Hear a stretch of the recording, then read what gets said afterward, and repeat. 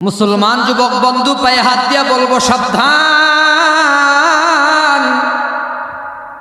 কিয়ামত পর্যন্ত যদি হায়াত লম্বা করে দেওয়া হয় আর কিয়ামত পর্যন্ত সারা জীবন নফল রোজা যদি বান্দা রাখতে থাকো, হাজার লক্ষ কোটি নফল রোজা এক পাল্লায় যদি জমা করো আর একটা রমজান মাসের ফরজ রোজাকে জমা করো, আল্লাহর কসম করে বলি কোটি কোটি রোজার চেয়ে রমজানের একটা ফরজ রোজার ওজন আল্লাহর কাছে বেশি। আল্লাহর হাবিব বলে আল্লাহর পক্ষ থেকে ঘোষণা, যে বান্দা রোজা রাখবে ওই বান্দার জন্য আমি আল্লাহ হয়ে যাব। অতএব পায়ে হাত দিয়ে বলবো রমজান মাসের সবগুলা রোজা রাখবো। আরে রোজা রাখার দ্বারা আল্লাহর সাথে বান্দার সম্পর্ক হয়। রমজান মাস হলো বান্দার সিজন বুঝে না, ব্যবসার ভিতরে নোকসান হবে কোনো সন্দেহ নাই। ব্যবসা যদি করো, রমজান মাসে একটা সিজন আছে, ঈদের সিজন, কোরবানির ঈদের সিজন বুঝে না, ব্যবসায়ী লস। মাছ চাষের একটা সময় আছে, ফল ফলানের সময় আছে। ওরে মুসলমান, গরু পালনের সময় আছে, কখন তুমি গরু লালন পালন করো বা সিজন আছে। প্রত্যেকটা সময়ে সিজনে বুঝা কাজ কাম করতে পারলেই ব্যবসা ভালো হয়। ব্যবসায়ীদের যেমন সিজন আছে, কই আল্লাহ পাওয়ার সিজন, আল্লাহর সাথে মোহাব্বতের সম্পর্ক তৈরির সিজন, আল্লাহর সাথে প্রেম লাগাবার সিজন হলো বান্দা মাহে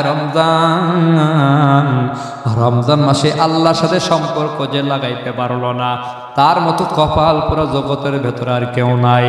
অতএব মাহে রমজান হলো আল্লাহর সাথে মোহাব্বতের সম্পর্ক তৈরি করা। আল্লাহ বলে লাআল্লাকুম তাত্তাকুন। তলাবুল ইলমি ফরিদাতুন আলা কুল্লি মুসলিমিন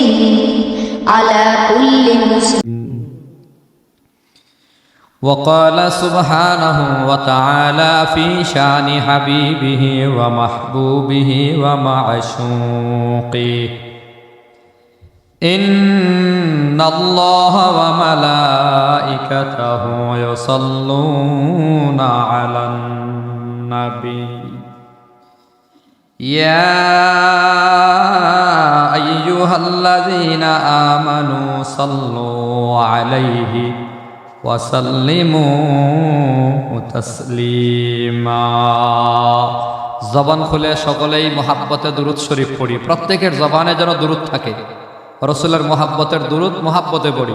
আল্লাহুম্মা সাল্লি আলা মুহাম্মাদ ওয়া আলা আলি মুহাম্মাদ কামা সাল্লাইতা আলা ইব্রাহিম وعلى آل إبراهيم إنك حميد مجيد اللهم بارك على محمد وعلى آل محمد كما باركت على إبراهيم وعلى آل إبراهيم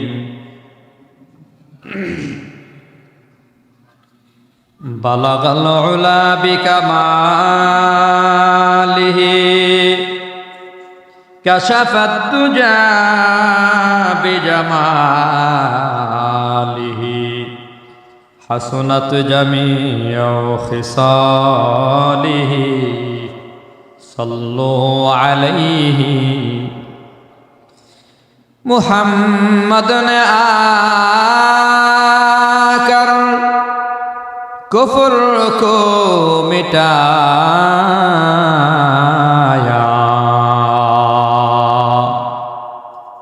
کفر کو مٹا کر صداقت کو بتایا، بلغ العلا بکمالہ کشف الدجى بجمالہ حسنت جمیع خصالہ۔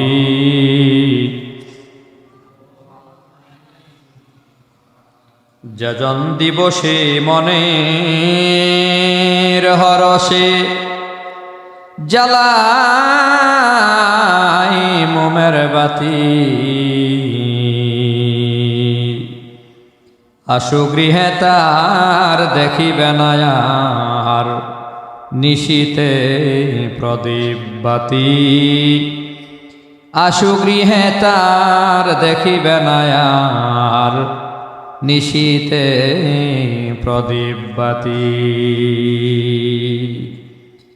আলহামদুলিল্লাহ, ঐতিহ্যবাহী ব্রাহ্মণবাড়িয়া জেলার স্বনামধন্য গ্রাম ছোটহরণ ইকামতুস সুন্নাহ পরিষদ ব্রাহ্মণবাড়িয়া কর্তৃক আয়োজিত চতুর্থ বার্ষিক আজ 18 মার্চ 2023 ইংরেজ শনিবার বর্তমান অধিবেশনে আজিমুসান ইসলামী মহাসম্মেলনে সম্মানিত সভাপতি মণ্ডলী হিসেবে উপস্থিত আছেন আমাদের সকলের সর্বজন শ্রদ্ধেয় আল্লামা আব্দুল মালিক দামাত বারাকাতুহুম, আল্লামা মুজিবুর রহমান সাহেব হাফিজাহুল্লাহ, মুফতি ইমরান হুসাইন দামাত বারাকাতুহুম, আমার শ্রদ্ধাভাজন বড় ভাই, খুব মহাব্বতের বড় ভাই হজরত মাওলানা মুফতি মনজুরুল হক সাহেব দামাত বারাকাতুহুম, দিগার হজরত উলামায়ে কেরাম, আজিজ তোলাবা, মুরব্বী বাবারা, যুবক বন্ধুরা, আজকের এই মাহফিলে মধ্যমণি, প্রধান অতিথি, প্রধান আলোচক মুফতি আজম মুফতি নুরুল্লাহ রাহিমাহুল্লাহ তাআলার জানিশিন সুযোগ্য সাহেবজাদা হযরতুল আল্লামা হযরত মাওলানা মুফতি সিবগাতুল্লাহ নূর সাহেব দামাত বারাকাতুহুম সহ যারা আজকের মাহফিলে এসেছেন সকলেই আন্তরিক ধন্যবাদ, অভিনন্দন। সকলেই আল্লাহ পাকের শুকর আদায় করি যে মহান রব্বুল আলামিন আপনাকে আমাকে রহমতি বরকতি জান্নাতি মজলিসে আসার বসার তৌফিক টুকু দান করেছেন। এই সময়ে মাহফিলগুলো পরিপূর্ণভাবে শেষ পর্যন্ত চালিয়ে নেওয়া অসম্ভব হয়ে পড়ে হঠাৎ করেই বৃষ্টি শুরু হয়। বৃষ্টিও খুব জরুরি এবং অনেক দরকার। এজন্যে আমি অনেক মাহফিলে গেলেই যুব সমাজকে বলি যে নিশ্চয়ই তোমরা মনে মনে দোয়া করতেছো, আল্লাহ আজকে বৃষ্টি দিও না। কারণ যুবকরা মাহফিলের আয়োজন করার পরে তাদের চিন্তা হলো আজকে বৃষ্টি হইলে আমাদের মাহফিলটা শেষ, তো আল্লাহর কাছে দোয়া করে আল্লাহ বৃষ্টি দিও না। এইভাবে প্রত্যেক দিন যদি একদল মাহফিল করে আর আল্লাহর কাছে কান্নাকাটি করে বৃষ্টি দিও না, তাইলে কেমনে? বৃষ্টির জন্য দোয়া করা দরকার, ঠিক না? হঠাৎ করে এখন বৃষ্টি হবে, মাহফিলটা বন্ধ হয়ে যাবে। মাহফিল বন্ধ হলেও বৃষ্টি দরকার। আর বৃষ্টি দিছে, আসছে, তাহলে এটাই মনে করা উচিত যে আমাদের মাহফিলটা আল্লাহ কবুল করেছে। পয়গম্বর মুসা নবী আলাইহিস সালাম আল্লাহকে প্রশ্ন করেছেন, আল্লাহ আপনি যদি বান্দার উপরে খুশি হন তো আপনার ব্যবহার কি হয়? আল্লাহ পাক অনেকগুলো নিয়ামতের কথা বলেছেন, এর ভেতরে একটা বলেছেন, আমি যদি বান্দার উপর খুশি হয় তো আমি আল্লাহ বান্দাকে কন্যা সন্তান দান করি। কি সন্তান? ইয়াহাবু লিমান ইয়াশাউ ইনাসা। আল্লাহ বলে কাউকে যদি কল্যাণ দিতে চাই আমি আল্লাহ প্রথম তারে মেয়ে সন্তান দান করি। সুবহানাল্লাহ বলেন না? বাস্তবতাই হলো মেয়ে হলে পরে আমরা বেজার হই, ঠিক না? কিন্তু আল্লাহ আপনার উপর খুশি হয়ে মেয়ে দান করেন।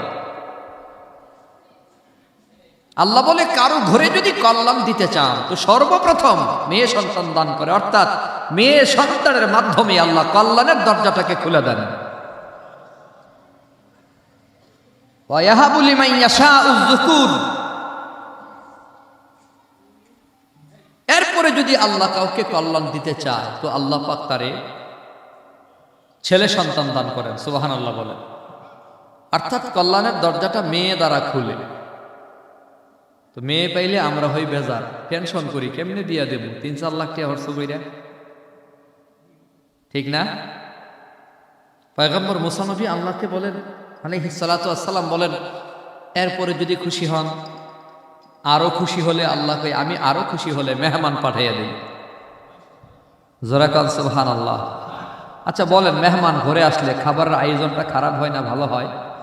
তো 1 সপ্তাহ আমি খারাপ খাইছিলাম, আমার ঘরে মেহমান আসার কারণে শুধু মেহমানই ভালো খায় না, আমিও তো ভালো খাই, ঠিক না? যেমনি ঠেকাই পইরা হইলেও তো দেশি মুরুগ একটা কিনন লাগে, একটা রানের পিস হইলেও তো আমি খাই।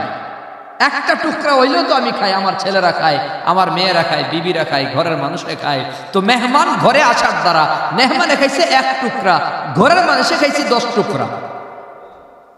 আল্লাহ খুশি হলে মেহমান পাঠাইয়া দেন। মেহমান পাইলে আমরা বাস্তবে খুশি হই না বেজার হই? খুশি বলে আস্তাগফিরুল্লাহ পরে বয়া বয়া। মহিলাদের মেজাজ যে খারাপ হয় মেহমান আসলে, ঘন ঘন করা লাগে তো মেজাজ গরম থাকে। মহিলাদের মেজাজ গরম যে মেহমান আবার ভিন্নতা আছে। জামাই বাড়ির মেহমান আইলে, মানে স্বামীর বাড়ির কোনো মেহমান আইলে মন খারাপ হয়, বাপের বাড়ির মেহমান আইলে বাকবাকু, ঠিক না? বাপের বাড়ির থেকে আইব লিস্টটি অনেক বড়। আগামীকাল আমার ঘরে আমার শ্বশুর বাড়ির লোকজন আসবে, আমার বউয়ের মামানি, ওই ফুফু, বড় বোন, ছোট বোন। আজকে দেখলাম আরে বাপরে, ঘরে যে কাজ করতেছে ধুমায়া। এই কথা নাই, এই বারান্দাটা পরিষ্কার নাকি মহিলা আছে? তাহলে পোলাপাইন পর্দার আড়ালে কেন? 2 জন যান, এই 2 জন একটু জানতো, জান। হ্যাঁ, ডান পাশে স্কুলের বারান্দায় যারা, স্কুল নাকি দিকে বারান্দায় যারা আছি যুবকরা এখান থেকে বের হয়, প্যান্ডেলে আসি, আর না হয় একেবারে বাইরে। আলহামদুলিল্লাহ। তো আমি সকাল 10টায় আসছি, সেই বান্দরবান আলীকদম উপজেলা। কক্সবাজার সুজা গেলে যে সময় লাগে, এর একটু আগে চকরিয়া থেকে বামে ঢোকা লাগে, পাহাড়ের ঢাল ডুল পার হইয়া এই মেইন রুট থেকে আরো প্রায় 1.5 ঘন্টার পথ আলীকদম উপজেলা। রাত 11টার পরে রাস্তা ব্লক থাকে, আসতে দেয় না, যেতেও দেয় না। সেনাবাহিনীর ক্যাম্প আছে, চেকপোস্ট আছে, বাস অথবা গাছ ফালাইয়া বন্ধ। ডাকাতির ভয় হয়, রোহিঙ্গাদের অনুপ্রবেশ হয়, আর চরমপন্থার আছে, পাহাড়ের চেপায় থাকে, যে কোনো সময় গুলি করে ফেলে। তো সেখানে মাহফিল শেষ করছি প্রায় 1:45 রাত, দোয়া টোয়া সহ 1টা। এরপরে গাড়ি টান দিলাম, আমি যাওয়ার পথে নর্মাল যে চেকপোস্ট সেখানে নাম এন্ট্রি করে গেছি, কিন্তু মেনটাতে আর মনে নাই, গাড়ি টেনে গেছি গা। আসার সময় রাস্তা ব্লক। ব্যাপার কি, কই ফজরের পরে যাওয়া লাগবে, এর আগে সম্ভব না। পরিচয় দিলাম যে আমি একজন হুজুর, বয়ান করতে আসছি, কই কাম হইব না। এরপরে চিন্তা করলাম বাংলা পরিচয়টা দিই, যে আমি একটা পরিষদের চেয়ারম্যান, জনপ্রতিনিধি। তাইলে চেয়ারম্যান সাহেব উপজেলা চেয়ারম্যান অথবা জুনে ফোন দেন, পাহাড়ের উপরে থাকে, একেবারে ঢাকায় ফোন দেন, ঢাকার থেকে এখানে ফোন আসবে, তখন আপনাকে ছাড়া হবে। এর আগে কোনো একটা গাড়ি না, একটা পিঁপড়া ছাড়ার অনুমতি আমাদের নাই। কি মুসিবতে বললাম। তখন সিদ্ধান্ত নিছি যে ছোট হরণের মাহফিল দেখি আসতে পারি কিনা। আর বাদে মাগরিব আজকে বয়ান ছিল সেই মৌলভীবাজার কুলাউড়া। কুলাউড়ার মাহফিল ফোন টোন দিয়া মাপ চাইছি, আসা সম্ভব না, কারণ এত দূর পথ আইসা আবার মৌলভীবাজার যাবো, ওখান থেকে আইসা ছোট হরণ বয়ান করবো, সম্ভব না।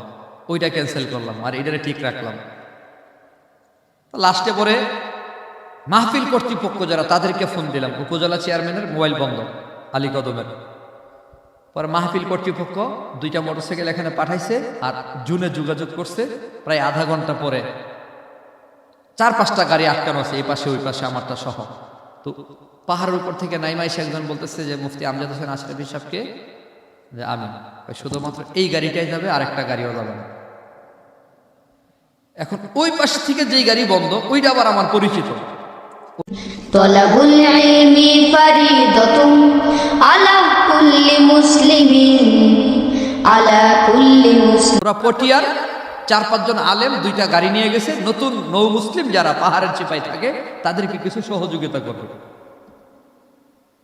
আমি পটিয়াতে যত মাহফিল করি, মুজাম্মেল ভাই নামে একটা লোক আছে মাওলানা, সে সিটিং দেয় সব আলেমদেরকে।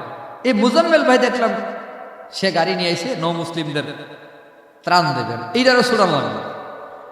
আমি বললাম যে ভাই এরা আমার পরিচিত, এদেরকে ছেড়ে দেন। ভাই হুজুর আল্লাহর রাস্তা আপনি জানকা, আর তদবির কইরেন না, নিষেধ তো নিষেধই। পরে আবার জুনে ফোন দিলাম, ওদেরকে ছুটাইলাম। এখানে প্রায় অনেক লম্বা টাইম শেষ কইরা সকাল 10টায় বাড়িতে আসছি। 10টায় এসে ঘুম দিছি, বাড়িগুলোরই গেলাম, আজরাইল ডাক দিলেও না করবা। শরীরটা নাই, একেবারে দুর্বল হয়ে গেছে, ও ঘুমা। একেবারে মানুষ তো নাই, যদি আজরাইল আয়া বলে তোমার যে আজকে রুহ কবজ করমু, ও যে ঘুমের পরে হাসতেছে।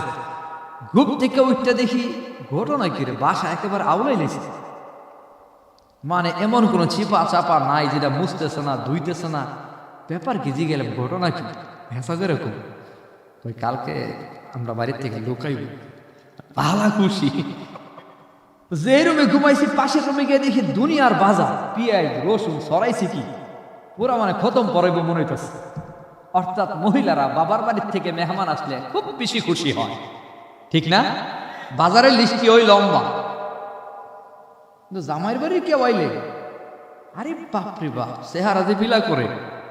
তো তোমার ভাই বোনদের টাইম নাই, শহরে যারা থাকে আর কি, আমরা তো গ্রামে আছি, যারা শহরে বাড়ি করে থাকে, তো শুরু ভাই বোন ওনারা গেলে দেখবেন বউয়ের মনটা বেশি ভালো না। অর্থাৎ শ্বশুর বাড়ির মেহমান তেমন একটা সহ্য করতে না পারলেও বাবার বাড়ির মেহমান আসলে খুব খুশি হয়। বাস্তবে হলো আসলে মেহমান আসলেই খুশি হওয়া নবীওয়ালা সুন্নত। প্রত্যেক নবীরা মেহমানদের অপেক্ষা করতেন, মেহমান পাইলে খুশি হতেন। মেহমান পাঠানকে বলেন না, পয়গম্বর মুসা নবীকে জানাইয়া দিছেন। আমি যে গল্পটা বলছি এটা বোঝানোর জন্য, মুসা নবী আল্লাহকে বলছে খুশি হইলে আমি আল্লাহ মেহমান পাঠাইয়া দিই। আল্লাহ আপনি যদি আরো খুশি হন, আল্লাহ কয় যদি আমি আল্লাহ খুশি হয় আমি আরেকটা ব্যবহার করি, অনেকগুলোর ভেতর একটা হলো আমি আল্লাহ রহমতের বৃষ্টি দান করি। তো রহমতের বৃষ্টির দরকার আছে না নাই? কথা কন না, দরকার আছে না নাই? ধান গাছগুলো চাইয়া রয়েছে বৃষ্টি কখন হবে, আমের মুকুলগুলো শুকিয়ে যাচ্ছে বৃষ্টি কখন হবে, নদী নালা খাল বিলের মাছগুলো বৃষ্টির অপেক্ষায়, পশু পাখি প্রাণীগুলো বৃষ্টির অপেক্ষায়। পুরো বাংলাদেশ তথা যেখানে বৃষ্টির দরকার, এখন সিজনে বৃষ্টি না হলে পরে আমাদের অনেক ক্ষতি হয়। তো আল্লাহর কাছে প্রত্যেকে দোয়া করা উচিত, আল্লাহ আমাদের গুনাহের কারণে তুমি আল্লাহ যদি রাগও করে থাকো আমাদেরকে ক্ষমা করে দিয়ে বৃষ্টি দান করো। এজন্য একটা আমলও আছে, সেটা করবো ইনশাল্লাহ। তো আমি আজকে অল্প কথাই বলবো, আমার পরে সিফকাতুল্লাহ নূর সাহেব আছেন, বয়ান করবেন।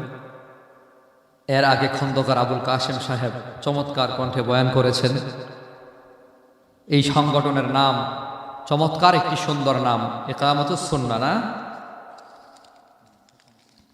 মাশাআল্লাহ, ইকামতুস সুন্নাহ, সুন্নাহকে প্রতিষ্ঠিত করার এক সংগঠন। যেখানে সুন্নত নাই সেখানে বিদআত চালু হয়। সুন্নত যখন ছুটে যায় তো বিদআত চালু হয়। বিদআত মানুষকে গুমরাহির দিকে নিয়ে যায়, গুমরাহি মানুষকে জাহান্নামের দিকে নিয়ে যায়।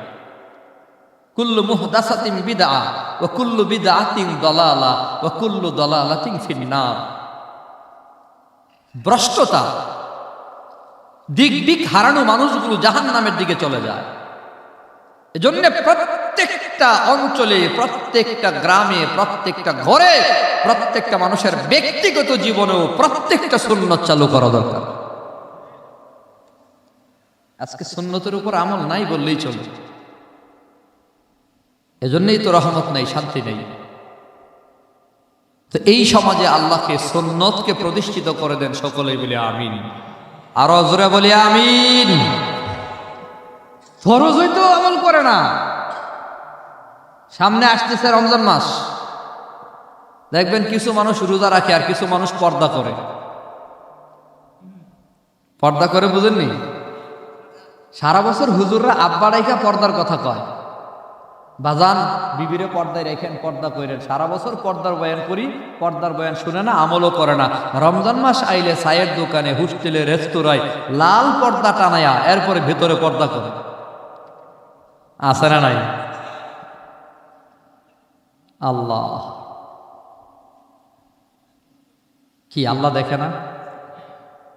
দুনিয়ার কেউ দেখলো না, আপনি খাইছেন, কিন্তু একজন দেখেন, তিনি কে? বলেন না, তিনি কে? দিলের ভেতরে এই কথাটা বসায়া দেওয়ার জন্যই আল্লাহ রমজানের রোজাকে ফরজ করেছেন,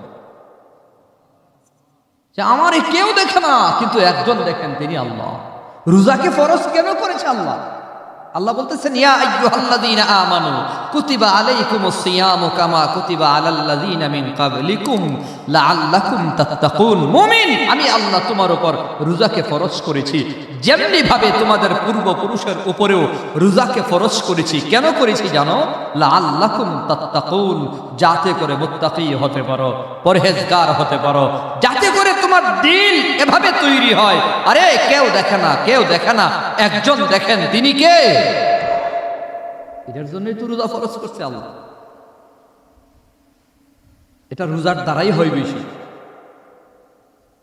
রোজাদার বান্দার দিলটাই বারে বারে কয় যে আমার কেউ দেখে না, আল্লাহ দেখে। 15 ঘন্টা 14 ঘন্টা পর্যন্ত রমজান মাসে দিনের বেলা না খায়া থাকা লাগবে, না পান করে থাকা লাগবে, স্ত্রীর সহবাসের কাছে যাওয়া যাবে না। এইভাবে করে এই যে খাওয়া দাওয়া বন্ধ, পানাহার বন্ধ, এগুলো দিনের বেলা মানুষে খায় না। একেবারে ইচ্ছে করলে তো দরজা লাগাইও খাইতে পারে, ঠিক না? দরজা লাগাইও তো খায় না, অন্ধকারে বসেও খায় না। কেন? বান্দার দিল, এই কথাটাই বারে বারে বান্দার দিলের ভেতরে স্মরণ হয় যে আমি দরজা লাগাই দে খামু, একজন তো দেখতেছে। এই কথাটা যার দিলে যত বেশি হবে, তার সম্মান আল্লাহর কাছে তত বেশি হবে। কোন কথাটা? যে কেউ দেখে না, একজন দেখেন, কেউ শুনে না, একজন শুনেন, কেউ আমাকে দেখে না, একজন দেখেন। এই কথাটা যার দিলে যত বেশি হবে, তার সম্মান তত বেশি হবে। আর এটা রোজার দ্বারাই বেশি হয়। রোজাদার বান্দার প্রতিটা সেকেন্ডেই খাইতে গেলে মনে হয় যে আমার আল্লাহ দিকে লাগবে। অন্য কোনো ইবাদতে এটা খুব বেশি হয় না। আর এজন্যই রোজার বদলা আল্লাহ বলছে আস-সাওমু লি ওয়া আনা আজজি বিহি, বান্দা রোজা রাখে শুধুমাত্র আমার জন্যে। আল্লাহ বলতেছে বান্দা রোজা রাখে শুধুমাত্র আমার জন্যে, আর রোজার বদলাও আমি আল্লাহই দেব। কি দেব? আল্লাহ কই উজজা বিহি, রোজা রাখে আমার জন্যে, রোজার বদলা আমি আল্লাহ নিজেই হয়ে যাব। নামাজের বিনিময় জান্নাতের চাবির কথা বলা হয়। হজের বিনিময় মান হাজ্জা লিল্লাহ ফালাম ইয়ারফুস ওয়ালাম ইয়াফসুক রাজাআকা ইয়াউমিন ওয়ালাদাতহু উম্মুহু। নবজাতক সন্তান যেমন নিষ্পাপ, হাজী সাহেব তেমন নিষ্পাপ হয়। হজের দ্বারা পাপ মোচন হয়, যাকাতের দ্বারা ইউরবি সাদাকাত, যাকাতে সম্পদ বৃদ্ধি পায়, যাকাতে সম্পদ পবিত্র হয়। রোজার দ্বারা কি হয়? আল্লাহ কই রোজার দ্বারা আমি আল্লাহ গুনাহ ক্ষমা করি না, রোজার দ্বারা জান্নাতের চাবিও আমি আল্লাহ দেয় না, রোজার দ্বারা আমি আল্লাহ সম্পদ পবিত্র করি না, বৃদ্ধি করি না, রোজার দ্বারা আমি আল্লাহ তোমার বিপদ আপদ মুসিবত দূর করব না, রোজার বিনিময় আমি আল্লাহ নিজে হয়ে যাব।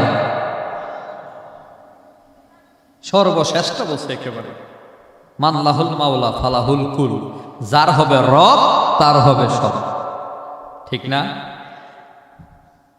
কেন বান্দা রোজা রাখে একমাত্র কার জন্যে? বলেন না কার জন্যে? নামাজ বান্দা শুধুমাত্র আল্লাহর জন্যই পড়ে না। অনেক নামাজি আছে দুনিয়ার মানুষকে দেখাবার জন্য নামাজ পড়ে, এমন নামাজি আছে না নাই? হজ সকলেই আল্লাহর জন্য করে না। অনেক হাজি আছে হজ করে নামের আগে হাজি লাগাবার জন্য, আলহাজ লাগাবার জন্য।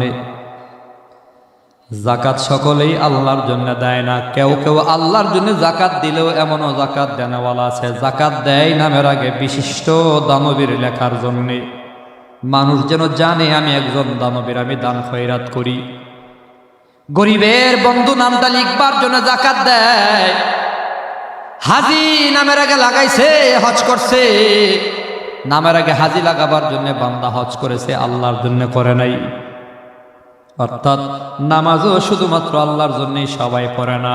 কেউ কেউ আল্লাহর জন্য পড়ে, আল্লাহওয়ালা, কিন্তু কেউ কেউ আছে মানুষকে দেখাবার জন্য পড়ে। হজ আল্লাহর জন্য সবাই করে না। যে আল্লাহর জন্য হজ করবে সে নিষ্পাপ হয়ে যাবে, তার আমল নামায় পাপ থাকবে না। মুসলমান যে হজ হাজি হওয়ার জন্য অনেকে আছে বান্দা করে থাকে। জাকাত সকলেই আল্লাহর জন্য দেয় না। জাকাত যে আল্লাহর জন্য দেয়, আল্লাহ সম্পদ বৃদ্ধি করে দেয়, সম্পদ পবিত্র করে দেয়। অনেকে অনেকে আছে বিশিষ্ট দানবীর হওয়ার জন্য যাকাত দেয়, কিন্তু রোজা বান্দা রাখে শুধু আল্লাহর জন্যে। রোজাটা দুনিয়ার কোনো মানুষকে দেখাবার জন্য রাখে না। রোজা দুনিয়ার মানুষকে দেখাবার কোনো আমলও নয়। রোজা দেখাবার কোনো আমল না। দরজা লাগায় যদি আমি পানি পান করি দুনিয়ার কেউ দেখবে না। আমি যদি পানি পান করি কেউ জানবে না, আমার বিবিও জানবে না, আমার মা বাবাও জানবে না আমি রোজা রাখলাম কি না রাখলাম। কিন্তু 15 ঘন্টা হয়ে যাওয়ার পরও বান্দা খায় না। ইফতারের সময় হয়ে গেছে বান্দা খায় না। কেন খাও না? বন্ধু যখন প্রশ্ন করে ইফতারের সময় হয়ে গেছে এর বড় পানি পান করো না কেন, তখন রোজাদার জবাব দেয় এখনো মসজিদ থেকে ইমাম সাহেব সিগন্যাল দেয় নাই, মুয়াজ্জিন মাইক আযান দেয় নাই, বলে নাই। সন্দেহ দিলের ভেতরে, সারাদিন না খেয়ে থাকলাম, এখন একটা সেকেন্ড আগে যদি খেয়ে ফেলি তাহলে রোজাটা ভেঙ্গে যাবে। আবার কেন মুসলমান কেন 1 সেকেন্ড পরেও খায় না, আগেও খায় না? পার হয়ে গেছে বান্দা খায় না। একমাত্র কারণ হলো রোজাটা রাখছি আমি আল্লাহর জন্যে। আমি যদি খেয়েও ফলি আশেপাশের কেউ জানবে না, কিন্তু আমার আল্লাহ জানবে, আমার আল্লাহ দেখবে। আল্লাহ কয় বান্দা রোজাটা রাখে আমি আল্লাহর জন্যেই কেবল। যার দরুন আমি আল্লাহর সিদ্ধান্ত হলো রোজার বদলা আমি আল্লাহ যেন তেন কোনো নেক দেব না। রোজার বদলা আমি আল্লাহ নিজে বান্দার হয়ে যাব। তো রোজা রাখলে নাকি ভাঙলে? আমাদের সমাজে রোজা ভাঙ্গন্যা আসেনি? যারা ভাঙ্গে এরা কি খুব স্বাস্থ্যগতভাবে দুর্বল, না দেখতে স্বাস্থ্যমন্ত্রী? আমি দেখছি রোজার বয়ান মহিলাদের বেশি করতে হয় না। বাংলাদেশের সংখ্যাগরিষ্ঠ মহিলার খবর নিয়ে দেখলাম যে মহিলারা রোজা রাখে, সহজে ভাঙ্গে না। মহিলা চিকন, স্বাস্থ্যটা খারাপ, তারপরও রোজা ভাঙ্গে না। কিন্তু মহিলার জামাই মহিষের মতো মোড়া, জবাই করলে ছোট হরণ প্রত্যেক করে 2টা করে গোস্তের টুকরা দেওয়া যাইব। হেই বেচারা রোজা তো রাখেই নাই, দৈনিক 5 বেলা খায়।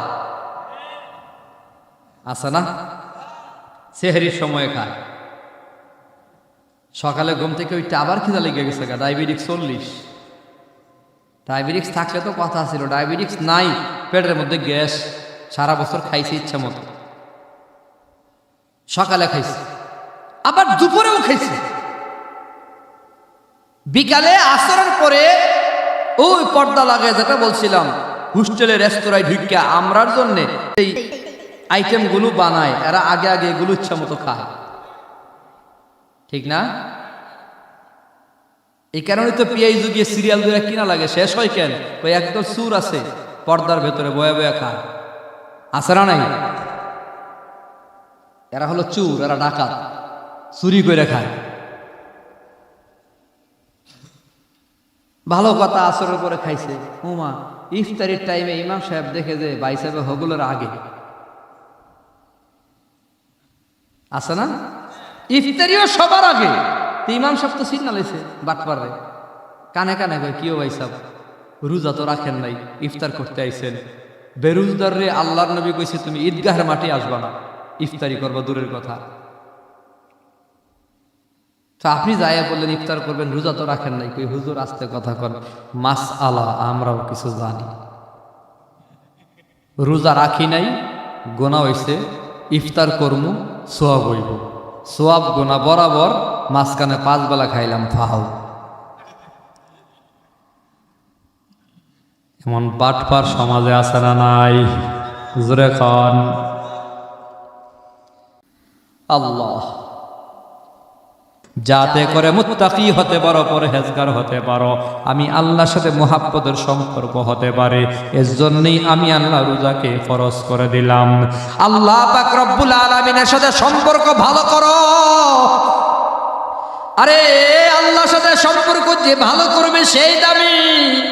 আমরা মনে করি এলাকার চেয়ারম্যানের অনেক দাম, আমরা মনে করি এমপি সাহেবের অনেক দাম, আমরা মনে করি রাষ্ট্রপতি প্রধানমন্ত্রীর অনেক দাম।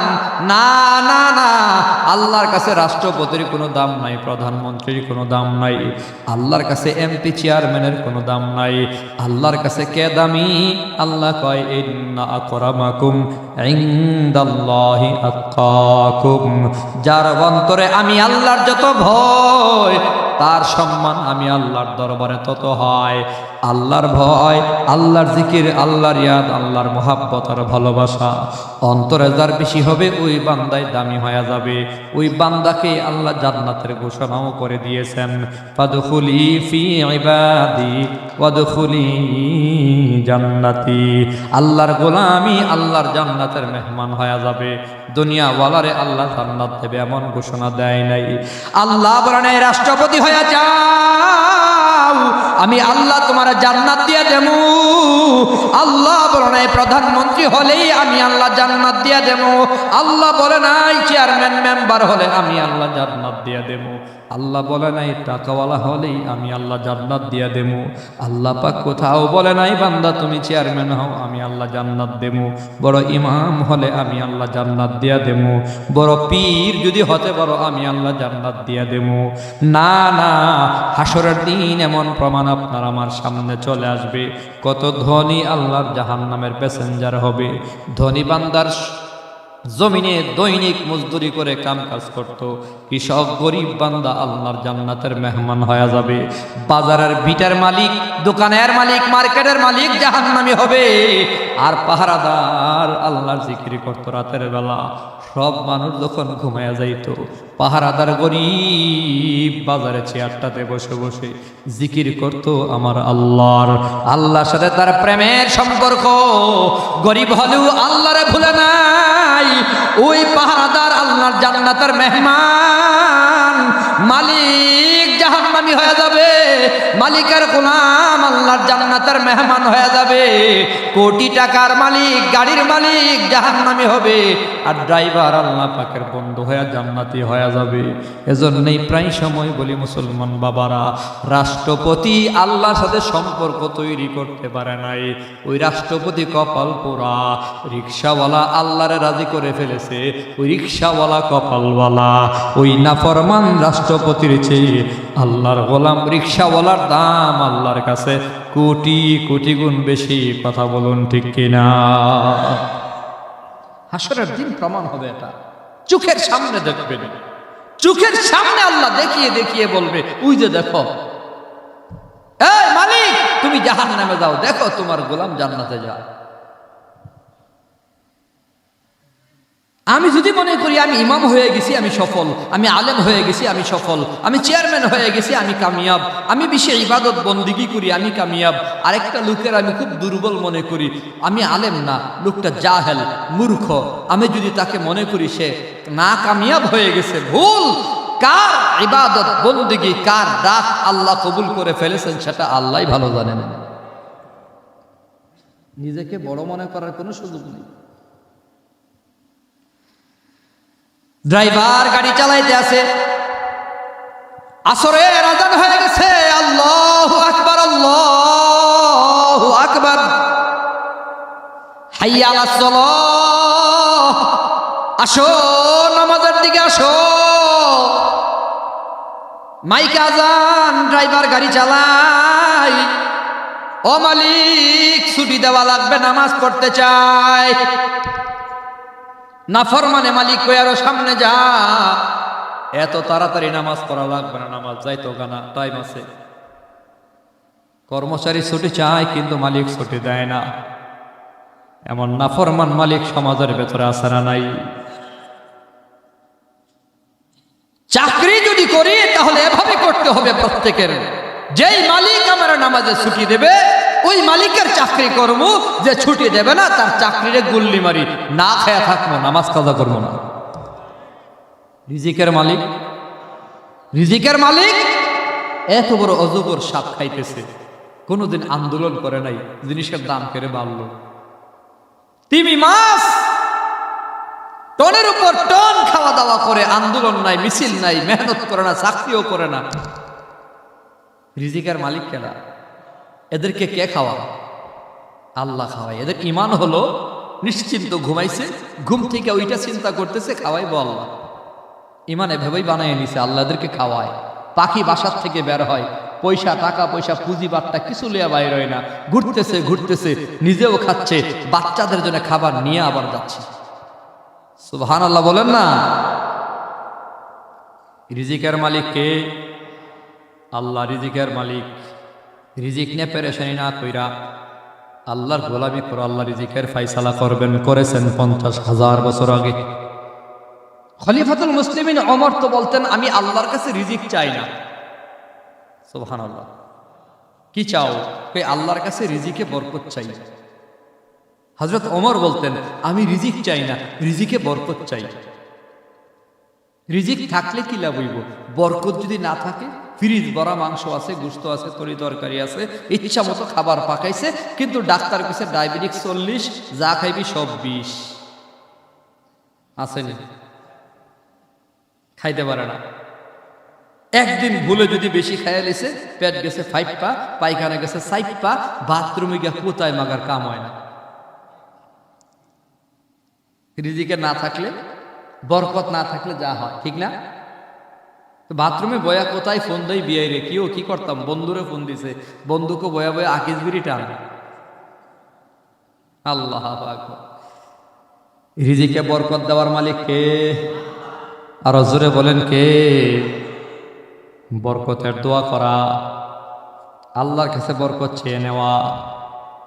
গোলাম আল্লাহর সাথে সম্পর্ক ভালো আছে। ড্রাইভার গাড়ি চালাইতে আছে,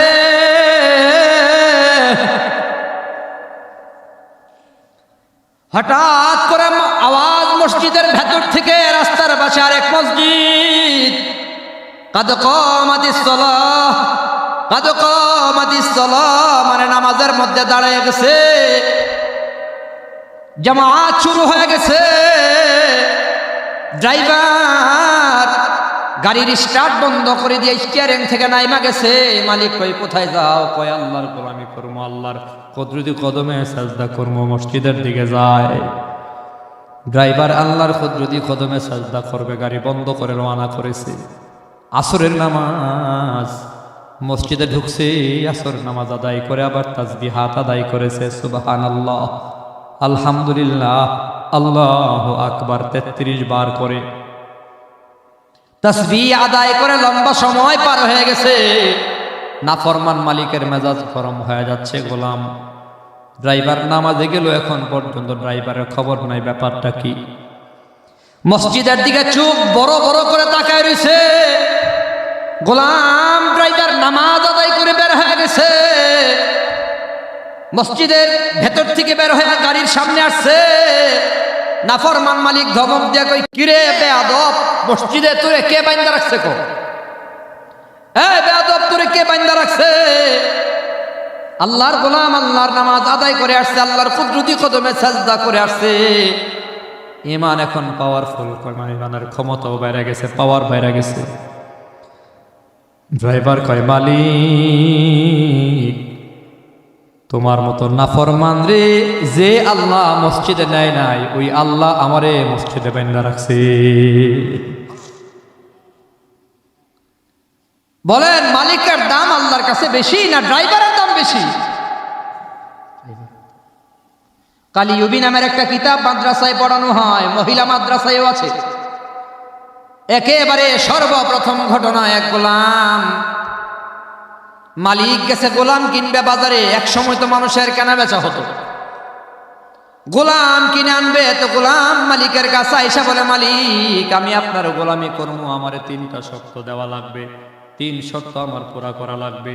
বল তোর কি 3 শর্ত?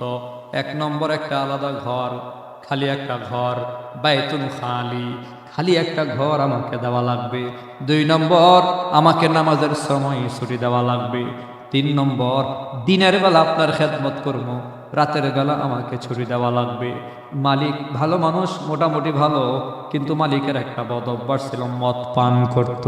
আমাদের সমাজে এমন অনেক ভালো ভালো নেতা আছে, কিন্তু স্বভাব হলো রাতের আধারে মদ পান করা লাগে। নেতা ভালোই, খালি মদ পান করে। কেমন ভালো বুঝেন না? জামাইটা ভালোই, ফেন্সিডিল খায়, বিয়া দিবেন, কথা কয় না, গাই শুধু গাঞ্জা খায়, আর কোনো না। এই জামাইটা সব থেকে ভালো, মাশাল্লাহ, সম্পদ টম্পদ ভালো, দেখতে দেখতে সুন্দর, স্মার্ট, ভাই বেশি, সম্পত্তিও অনেক, খালি ফেন্সিডিল খায়, গাঞ্জা খায়, আর একটা মাসে ইয়াবা ট্যাবলেট খায়, বিয়া দিবেন? তার মানে এর চেয়ে পচার কেমনে হয়? যেই নেতারা মদ পান করে সেই নেতা নেতৃত্ব দেওয়ার যোগ্যতা রাখে না। এরা আবার মাদকের বিরুদ্ধে জিরো টলারেন্স ঘোষণা করেছে। বাংলাদেশকে মাদক মুক্ত করবে স্লোগান দেয়, নিজেই মদ খায়, হোটেলে বৈশা, বাসায় বৈশা। এরা সিস্টেম চালু করছে মদের ব্যাপারে, মাদকের ব্যাপারে এইভাবে স্লোগান দিছে জিরো টলারেন্স। একজনও মদ খেতে পারবে না, মদ পান করতে পারবে না। আবার কই লাইসেন্স যাদের আছে শুধু হেরা পারবে। চিন্তা করছেন এটা কোন ধরনের বৈষম্য? যার টাকা আছে সে লাইসেন্স কইরা এরপরে মদ পান করে। জিন্দিগিতে মাদক মুক্ত বাংলাদেশ গড়া সম্ভব, লাইসেন্স সহ বন্ধ করা লাগবে। মদ বিক্রি বন্ধ করতে হবে, মদের লাইসেন্স বন্ধ করতে হবে, মদের আমদানি রপ্তানি বন্ধ করতে হবে। তাহলেই কেবল মাদক মুক্ত বাংলাদেশ গড়া সম্ভব।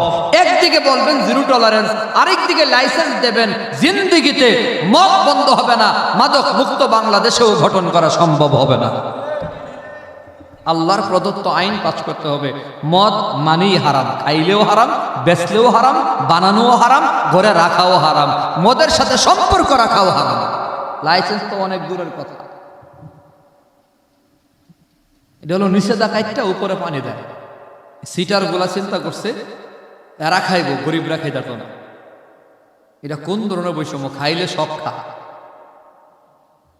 নাকি? আল্লাহ আমাদের মাফ করেন, সবাই বলি আমিন। অথচ আল্লাহর হাবিব বলেছে লা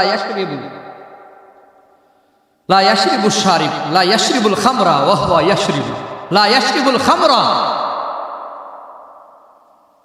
ওয়া হুয়া মুমিন। যে ব্যক্তি মদ পান করবে, মদ পান করা অবস্থায় ওই বান্দা ইমানটা থাকে না, সে বেঈমান থাকে। নাউজুবিল্লাহ বলবেন না? লা ইয়াশরাবুল খামরা শারিবুন ওয়া হুয়া মুমিনুন। বান্দা যখন মদ পান করে, মদ পান করা অবস্থায় তার থেকে ইমানটা চলে যায়, লটকে থাকে উপরে। ঠিক এই অবস্থায় যদি মরণ হয়, সে বেঈমান হয়ে মারা যায়। লা ইয়াজনি যানি হিনা ইয়াজনি ওয়া হুয়া মুমিন। আল্লাহর হাবিব বলে যে ব্যক্তি জিনা করলো, বেবিচার করলো, বেবিচার করা অবস্থায় তার ঈমান থাকে না, সে বেঈমান হয়ে মারা যাবে যদি এই অবস্থায় তার মরণ হয়। আল্লাহ আমাদের মাফ করেন, বলেন না আমিন। এমন চারটা হালতে মানুষের যদি মৃত্যু হয়, সে বেঈমান হয়ে মারা যাবে। কয়টা হালতে? এক নম্বর হলো মদ পান করা অবস্থায় যদি তার মৃত্যু হয়, সে বেঈমান হয়ে মারা যাবে। দুই নম্বর হলো সে যদি চুরি অবস্থায় মারা যায়, যখন চুরি করে, লা ইয়াসরিকু সারিকু হিনা ইয়াসরিকু ওয়া হুয়া মুমিন। চুরির অবস্থায় সে বেঈমান থাকে, এই অবস্থায় যদি মারা যায়, সে বেঈমান অবস্থায় মারা গেল। জিনা করা অবস্থায় যদি কারো মরণ হয়, ওই বান্দা মারা গেল বেঈমান অবস্থায়। ছিনতাই করা অবস্থায় যদি কেউ মারা যায়, ছিনতাই, লা ইয়ানতাহিবু নুহবাতান ওয়া হুয়া মুমিন। কেউ যদি চুরি করে, ছিনতাই করে, ছিনতাই রাস্তায় ধরে ছিনতাই করে না, ওই ছিনতাই করা অবস্থায় তার ঈমান থাকে না। যখন সে মারা যাবে, ওই সময়টাতে যদি মারা যায়, তো বেঈমান হয়ে মারা যাবে। তো একদিকে যেটা বলতেছিলাম, মদের ব্যাপারে জিরো টলারেন্স ঘোষণা করবেন, আরেকদিকে মদের লাইসেন্স চালু রাখবেন, এটা হলো। তো ওই গোলাম যে কিনে আনছে, মালিকের একটা বদভ্যাস ছিল মদ পান করা। তো গোলামের তিনটা শর্ত মানছে: আলাদা ঘর, নামাজের সময় ছুটি, দিনের বেলা আমার খেদমত করবি, রাতের বেলাও ছুটি। গোলাম এবার মালিকের গোলামি করে আর তিন শর্তের উপর চলতে আছে, জিন্দিগি চালায়। আলাদা একটা ঘর, ওই ঘরের ভিতরেই থাকে, দিনের বেলা ছুটি, দিনের বেলা মালিকের খেদমত করে, রাতের বেলা ছুটি, নামাজের সময়ও ছুটি। মালিক একদিন রাতের বেলা মদ পান করে মাতাল অবস্থায় পায়চারি করে ঘর থেকে বের হয়ে গেছে। পায়চারি করতে করতে আঙিনা পার হয়ে গোলামের ঘরের দরজার সামনে এসে দাঁড়াইছে। মালিক মাতাল গোলামের ঘরের দরজার সামনে দাঁড়ায় দেখে গোলামের ঘরের ছাদের উপর একটা আলু দেখা যায়। আলু, আসমান থেকে একটা আলু গোলামের ঘরের ছাদে পড়ে আছে। মালিক বেচারা দরজার ফাঁকে দিয়া একটু তাকায় দেখে গোলামের ছাদ, ঘরের ছাদ ফাইটা আছে, ছাদ ফাইটা গেছে আর আলুটা ঘরের ভিতর পড়ে আছে। গোলাম ওই আলুর নিচে সেজদায় পড়ে আল্লাহর সাথে কথা বলতেছে। গোলাম সেজদায় পড়ে আল্লাহর সাথে কথা বলে, আল্লাহ ওরে মালিক, দুনিয়ার মালিকের খেদমত করা লাগে, যার দরুন 24 ঘন্টা তোমার গোলামি করতে পারি না মালিক, শুধুমাত্র রাতের বেলা ছুটি পায়। তোমার কুদরতি কদমে সাজদায় পড়ে মাওলা একটু অন্তরটারে শান্ত করি। সাজদায় পরে পরে আল্লাহর সাথে কথা কয়। মাতাল মালিক কান দিয়া শোনে আর মনে মনে ভাবে কি দেখতেছি, কি শুনতেছি। আবার সেটাও মনে হয় মাতাল টাতাল হইলাম নাকি, উল্টা পাল্টা দেখলাম নাকি। সকাল পর্যন্ত প্রায় ফজর পর্যন্ত দাঁড়িয়ে আছে। দেখে যে যখন সুবেহ সাদেক হয়ে গেল, আলোটা আসমানে উঠে গেল আর ঘরের ভাঙ্গা ছাদ জোড়া লাইগা গেল। মালিক ঘরের ভেতরে গিয়া তার বিবিরে কয়, বিবি গোলামের এই হালাত দেখলাম, এই অবস্থা দেখলাম, কিন্তু কি দেখলাম, উল্টা পাল্টা কিছু দেখলাম নাকি? আজকে রাতে তুমি সাথে লও, তোমার সাথে নিয়ে দেখবো অবস্থাটা আসলে বাস্তব না অবাস্তব। বিবিরে সাথে নিয়ে পরের রাতের বেলা আইসা গোলামের ঘরের দরজার সামনে সুস্থ মস্তিষ্কে দাঁড়াইছে। দাঁড়ায় দেখেছে গতকালের মতোই গোলামের ঘরের ছাদের উপরে আলু দেখা যায়। দরজার ফাঁকে দিয়া তাকায় দেখে গোলামের ঘরের দরজা ছাদটা ফাটা, আসমান থেকে আলু তার ঘরের ভেতরে আলো দিতে আছে। গোলামের ঘরের ভেতরে আসমান থেকে আলু, গোলাম সেই আলুতে সাজদায় পড়ে আল্লাহর সাথে কথা বলে, আল্লাহ দিনের বেলা দুনিয়ার মালিকের গোলামি করি, যার তরুণ সময় পায় না রে মালিক। সকাল পর্যন্ত স্বামী স্ত্রী গোলামের কথোপকথন শুনিয়া সকাল পর্যন্ত দাঁড়ায় আছে। আজান হয়ে গেছে, ফজরের আজান। গোলাম ঘরের দরজা খুইলা দেখেন মালিক আর মালিকের বিবি দাঁড়ায় আছে। মালিক কি ব্যাপার, আপনি আমার ঘরের দরজার সামনে হঠাৎ করে দাঁড়িয়ে আছেন কেন? মালিকে বলতেছে, গোলাম আমি দেখছি এবং নিজের কানে শুনছি তুই আল্লাহর সাথে আমার বিরুদ্ধে বিচার দিয়েছিস, আমার ব্যাপারে অভিযোগ করেছিস, আমার কারণে তুই আল্লাহর গোলামি করতে পারিস না। যা যা, আমি তোরে আজাদ করে দিলাম, আমার ঘরে খাবি, থাকবি, ঘুমাবি, আল্লাহর ইবাদত 24 ঘন্টাই করবি। মালিকের অন্তর খুলে গেছে, তওবা করে আল্লাহর ওলি মালিকও হয়ে গেছে। ওই ঘটনাও বলা উদ্দেশ্য নয়, যেটা বলতেছিলাম গরিব গোলামের সম্পর্ক আল্লাহর সাথে আছে। আল্লাহর সাথে সম্পর্ক লাগাবার জন্য ধনী হওয়ার দরকার নাই। আল্লাহ বলে, বান্দা সনের ঘরে থাকো, বনের ঘরে থাকো, জঙ্গলে থাকো, গাছতলায় থাকো, পথে ঘুমাও, রাস্তায় ঘুমাও, আমি আল্লাহর সাথে সম্পর্ক লাগাও। রিক্সাওয়ালা ভাই, আমি আল্লাহর সাথে মধুর সম্পর্ক লাগাও। আরে আব্দুল্লাহ ইবনুল মুবারক রাহিমাহুল্লাহ তাআলার খবর নিয়ে দেখো। বিখ্যাত একজন হাদিস বিশারদ, মুহাদ্দিস, রাইসুল মুহাদ্দিসিন যাকে বলা হয়, আব্দুল্লাহ ইবনুল মুবারক রাহমাতুল্লাহি আলাইহি। দুনিয়ার এমন কোনো আলেম নাই আব্দুল্লাহ ইবনুল মুবারকের নাম জানে না, এমন কোনো মুহাদ্দিস নাই আব্দুল্লাহ ইবনুল মুবারকের নাম নেয় না। আব্দুল্লাহ ইবনুল মুবারক জগৎ বিখ্যাত একজন আল্লাহর ওলি, একজন বড় মাপের মুহাদ্দিস, বড় মাপের আলেম। আব্দুল্লাহ ইবনুল মুবারক মারা গেছে, কবরস্থ হয়ে গেছে। দীর্ঘদিন পর ওই জামানার একজন আল্লাহর ওলি স্বপ্ন দেখে আব্দুল্লাহ ইবনুল মুবারক জান্নাতের মেহমান, জান্নাতের ভেতর ঘুরতেছে। পেছন থেকে ডাক দেয়া কয়, ও আল্লাহর ওলি ইবনে মুবারক, আপনার কাছে জানবার চাই, আপনার সাথে আল্লাহ কেমন আচরণ করছে একটু বলেন, শুনবার চাই। আপনি তো ইবাদত বন্দিগি করে করে সারা জীবন কাটাইয়া দিছেন, হাদিস পড়িয়ে পড়িয়ে জিন্দিগি কাটাইয়া দিছেন। ও আব্দুল্লাহ ইবনুল মুবারক, আল্লাহ আপনার সাথে কি আচরণ করেছে বলেন? মৃত্যুর পরে আল্লাহর ব্যবহার কি? আব্দুল্লাহ ইবনুল মুবারক বলতেছে, ও ভাই তাহলে শুনিয়া যাও, আল্লাহ রাব্বুল আলামিন আমার সাথে যে ব্যবহার করেছে এর চেয়েও আরো উত্তম ব্যবহার আরেকজনের সাথে করেছে। আরেকটা লোকের সাথে আমার চেয়ে ভালো ব্যবহার করেছে। কে লোকটা কে? আমার বাড়ির পাশে একজন কামার ছিল। কামার হাতুড়ি দিয়া লোহা পিটায়া পিটায়া হাতিয়ার যন্ত্র বানাইতো, দাও কোদাল বানাইতো, খুন্তি বানাইতো, সাফল বানাইতো। ওই কামারের সাথে আল্লাহ পাক রব্বুল আলামিন আমার চেয়ে আরো বেশি উত্তম ব্যবহার করেছে। আমিও জান্নাতি, ওই বান্দাও জান্নাতি। ওই বান্দার সাথে আল্লাহর ব্যবহার আমার চেয়ে অনেক গুণে ভালো। আল্লাহর ওয়ালির ঘুম ভাইগা গেছে, ঘুম থেকে ওইটা পেরেশান হয়ে গেল। হাই হাই, যুগশ্রেষ্ঠ বড় আল্লাহর ওয়ালির সাথে আল্লাহ যে ব্যবহার করেছে এর চেয়েও ভালো ব্যবহার আরেকজন কামারের সাথে করেছে। কামারটা কেমন আল্লাহর ওয়ালি, কেমন এমন ব্যবহার আল্লাহ থেকে নিয়ে নিল। কামার এত বড় আল্লাহর ওয়ালি আমরা জানতাম না। কিভাবে কামার আল্লাহর এত রাজি করেছে? আব্দুল্লাহ ইবনুল মুবারকের চেয়েও ভালো অবস্থানে জান্নাতের ভেতর আছে। আল্লাহর ওয়ালি রওনা করেছে দূরের পথ। আব্দুল্লাহ ইবনুল মুবারক রাহিমাহুল্লাহু তাআলার বাড়ি গিয়া জিজ্ঞাসা করে, ও এলাকার লোকেরা ইবনে মুবারকের বাড়িটা কয়? দেখা গেছে ওইদিকে যাও। ইবনে মুবারকের বাড়িটা বিল্ডিং করা দোতলা বাড়ি।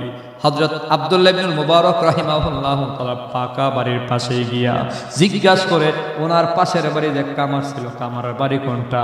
ওই যে ভাঙ্গা চোরা ঘর, গরিব ঘরটাই হলো কামারের ঘর। কামারের ঘরে গিয়া আল্লাহর ওয়ালি ডাক দেয়া কই, ঘরে কে আসো? ছেলেরা বের হয়েছে। ও বাজান, জানবার চাই, বলো তোমাদের বাবা এমন কি ইবাদত বন্দেগী করেছে যে ইবাদতের কারণে আল্লাহ পাক রব্বুল আলামিন ইবনে মুবারকের চেয়েও ভালো ব্যবহার আল্লাহ তোমার আব্বার সাথে করেছে? সন্তানগুলা বলে, জানা নাই আল্লাহর ওয়ালি, জানি না। আমাদের বাবা এমন কি আমল করেছে জানি না। তাহলে কে জানে বলো? তুই আম্মারে জিজ্ঞাসা করলে হয়তো বলতে পারবে। ঠিক আছে, মায়ের ডাক দাও। মা পর্দার আড়ালে দাঁড়াইছে। বলেন, বাবাজি কি ব্যাপার? মা গো, আপনার স্বামী এমন কি আমল করেছে জানতে চাই, যে আমলের কারণে জগৎ বিখ্যাত শ্রেষ্ঠ বুজুর্গ আব্দুল্লাহ ইবনুল মুবারকের চেয়েও আল্লাহ আপনার স্বামীর সাথে আরো বেশি উত্তম ব্যবহার করেছে। জানতে চাই কি আমল করেছে বলো। মহিলা চোখের পানি ছেড়ে কান্দার কয়, বাজান আমার স্বামী গরিব মানুষ, তেমন কোনো আমল করবার সুযোগ পায় নাই। আমার স্বামী হাতুড়ি দিয়া পিটায়া পিটায়া লোহা দিয়া যন্ত্রপাতি বানাইতো। আমার স্বামী বড় গরিব, দিন আনছে এতদিন খাইছে। একদিন যদি কাজ না করেছে তো বাজার করবার সুযোগ পায় নাই। আমার স্বামী লোহা দিয়া পিটাইয়া পিটাইয়া হাতুড়ি বানাইতো, আর কাম দুইটা মসজিদের মিনারায় দিয়া রাখতো। কখন মুয়াজ্জিন মসজিদ থেকে ডাক দেবে, যেই মাত্র আজান হয়ে যাইতো, আল্লাহু আকবার, আল্লাহু আকবার। আমার স্বামীর কানে আজান ঢুকছে, হাতুড়িটা উপরে উঠাইছে বাড়ি দেবে। আজান ঢুকার সাথে সাথে হাতুড়িটা পেছনে ফালাইয়াই আমার স্বামী দাঁড়ায় যাইতো। আল্লাহরে শুধু বলতো, আল্লাহ দেখো তোমার ঘর থেকে আওয়াজ আসছে, আমি আমার কাজ বন্ধ করে দিলাম, আমি আমার হাতুড়িটা ফালাইয়া দিলাম। আল্লাহ,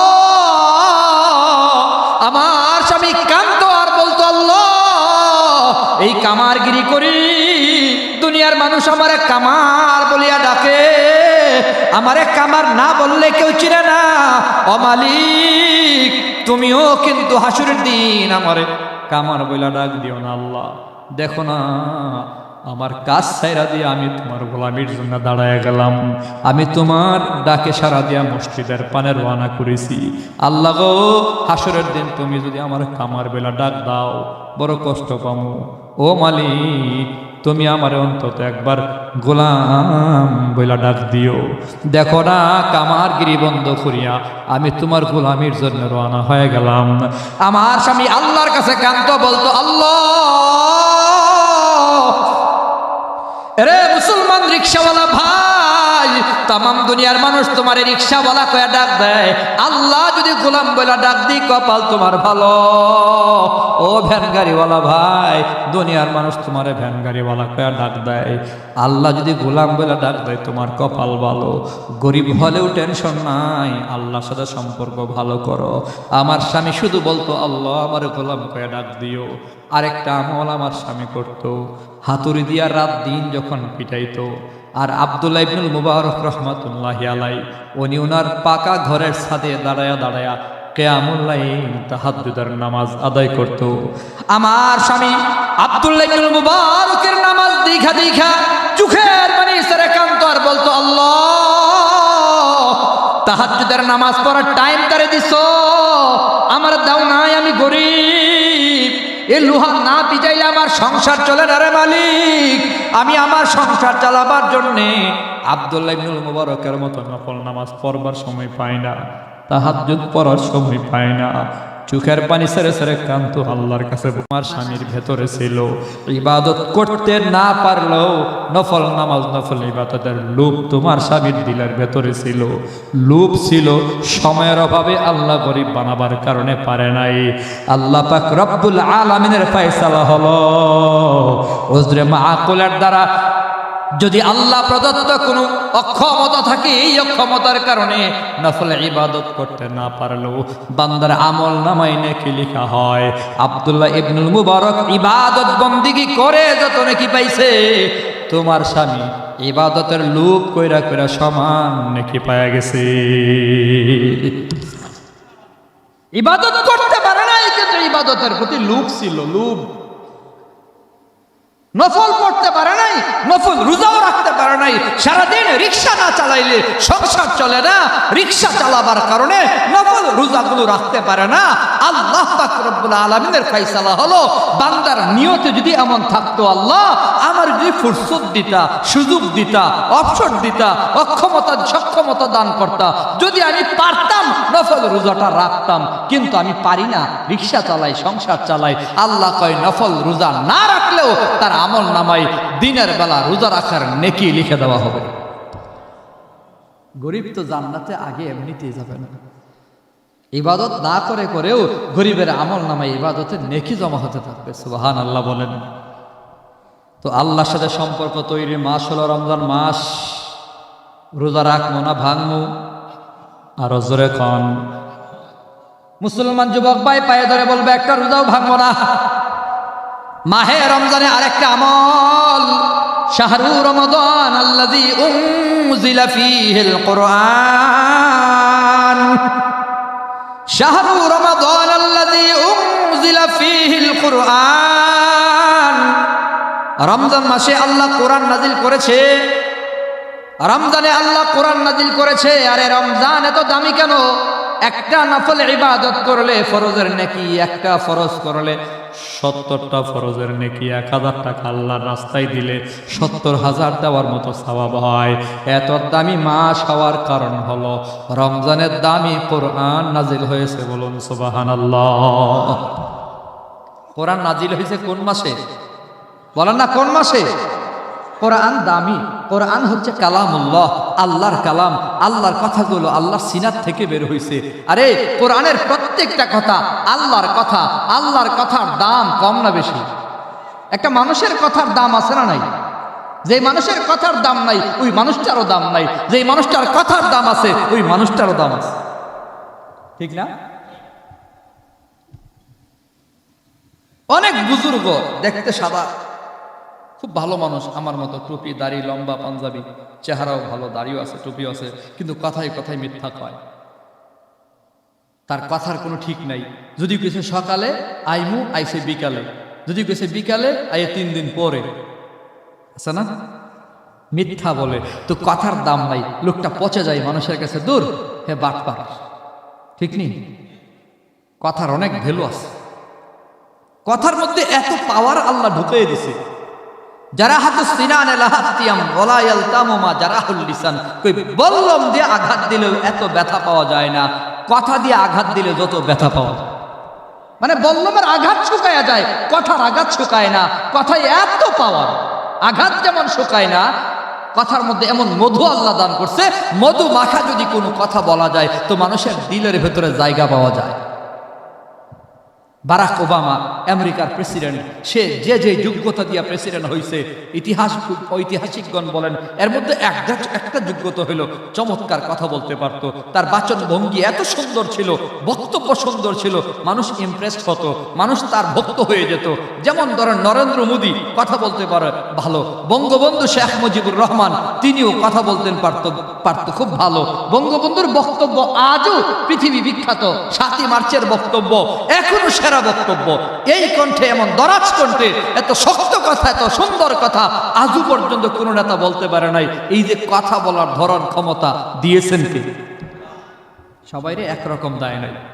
এবারের সংগ্রাম, স্বাধীনতার সংগ্রাম, এই যে বক্তব্যটা দিছে, আপনি হয়তো, আমি ধরেন আওয়ামী লীগ করি না, আপনিও করেন না, কোনো কারণে আওয়ামী লীগের অনেক কিছু পছন্দ করি না, বিএনপি আপনি করেন বা আপনি বিএনপি করেন না করেন, কিন্তু বঙ্গবন্ধুর বক্তব্য যে সারা বক্তব্য, এটা মানতে হবে।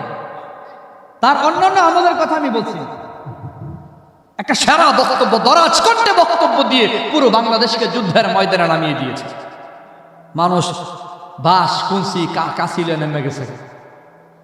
এই যে একটা এখনো যে মাইকে বাজে, মানে যেমন ধাম ধাম করে কাঁপতেছে বাংলাদেশ, এরকম মনে হয় যে দরাজ কণ্ঠে কথা বলা, কণ্ঠের ভেতরে এমন দরাজি ভাব, এটা সবাই পায় না। মামুনুল হকের বক্তব্য এত গরম, অর্থাৎ আস্তে কথা কইলেও মামুনুল হক বন্দি হালতে ডান্ডা বেরি পড়া, হাতে হাত করা পড়া, হেলমেট পরা, ব্লুটুথ পরাই রাখছে, চারপাশে পুলিশের অভাব নাই, সেখানকার ভিতর থেকে একটু আল্লাহু আকবার কইছে। ওনার আল্লাহু আকবারে এত আওয়াজ, কাফের বেঈমান নাস্তিক মুরতাদ নাফরমান যারা, তাদের পাতলা পায়খানা শুরু হয়ে গেছে। বন্দি হালতে আল্লাহু আকবার কইছে, ইরা সহ্য করতে পারে না, তারা ভয় পেয়ে গেছে। আর কি কয় আল্লাহু আকবার বলেন না? এই ক্ষমতা আল্লাহ সবাইরে দেয় না। কয়েক লক্ষ মানুষ মিললে আল্লাহরে ডাকে, জিকির করে, আওয়াজ নাই, মানুষ শুনে না। আর জেলখানার ভিতর থেকে পুড়ে যেতেছে, রাস্তায় গেছে আল্লাহু আকবার। বাংলাদেশের এমন কোনো মানুষ নাই এ আল্লাহু আকবার শুনে নাই। পৃথিবী কাঁপছে। আল্লাহু আকবার বলেন না? বলেন আল্লাহু আকবার। ভারতের মুস্কান একজন মহিলা, বুরকা পরা, হিন্দুত্ববাদীরা, উগ্রপন্থীরা তাকে ধরেছিল, অ্যাটাক করবে, তাকে শ্লীলতাহানি করবে, বেইজ্জতি করবে বুরকা পরার কারণে। সে শুধু আল্লাহু আকবার বলেছে, পুরা পৃথিবী কাঁপছিল। এই যোগ্যতা আল্লাহ সবাইরে দেয় না। কয়েক লক্ষ মানুষ নিয়ে আল্লাহরে ডাকি, আওয়াজ নাই। আর মামুনুল হক জেলখানার ভিতরে বয়ে আল্লাহরে ডাক দেয়, আওয়াজের অভাব নাই। সুবহানাল্লাহ বলেন না? এই যে রফিকুল ইসলাম মাদানী, ছোট মানুষ, হ্যাঁ, তার একটা হাসিতে তাদের মাথা নষ্ট। ডান্ডা বেরি, হাত করা, কোমরে রশি, বুলেট প্রুফ, এরপরে হেলমেট লাগাই নিতেছে। সে কি কইছে, ভালো করে ভিডিও কর, আল্লাহরে দেখা, আল্লাহ যেন দুনিয়ার এই ডান্ডা বেরির বদৌলতে জাহান্নামের বেরি থেকে বাঁচায়। সারা বাংলাদেশ তার জন্য দোয়া করে, কান্দে, সে মুচকি মুচকি হাসে। আল্লাহ যারা যেটা দেয়, আলেম ওলামাদের মুচকি হাসিতেও নাস্তিক আর মুরতাদদের ঘুম হারাম হয়, আলেমদের হুঙ্কারেও তাদের ঘুম হারাম হয়ে যায়। অথচ আলেমদের হাতে নাই অস্ত্র, নাই পিস্তল, নাই কোনো দাও মুলি, এক কাইটা কিচ্ছু নাই, ঠিক না? আমি আমার জীবনে কোনো হুজুরে দেখছি না, কোনো গ্রাম্য কাজ্যা তো এক কাইটা দাউলে নামছে, নামে না। হুজুররা ঝগড়া তো যায় না।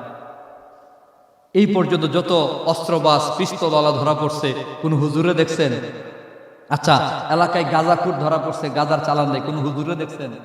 ইয়াবার চালানে কোন হুজুরে দেখছেন? রাস্তায় ঠেক দেয়, সন্ত্রাসী মাস্তানি করে, আপনারা কোনো সময় হুজুরে দেখছেন? তো হুজুররা এই জাতীয় কোনো কাজ করে না, অস্ত্র শস্ত্র কিছু নাই। এরপর হুজুররা শুধু আল্লাহু আকবার কইলেই হেরার কলজা কাঁপা শুরু করে। এখন আমরা কি করবো? এর কিছু করার আছে আমরা? এরা এই স্লোগানটা বন্ধ করার জন্য একটা ষড়যন্ত্র তৈরি করছে। এই স্লোগান বিতর্কিত স্লোগান। নাউজুবিল্লাহ বলবেন না? নারে তাকবীর অর্থ হলো আল্লাহর আওয়াজকে উঁচু করো, তাকবীরকে উঁচু করো। জবাব হলো আল্লাহু আকবার, আল্লাহ সবচেয়ে বড়। আল্লাহ সবচেয়ে বড় এই স্লোগান বলে বিতর্কিত স্লোগান, জঙ্গিদের স্লোগান। নাউজুবিল্লাহ বলেন না, এটা বন্ধের ষড়যন্ত্র করতেছে, এটা জঙ্গিদের স্লোগান।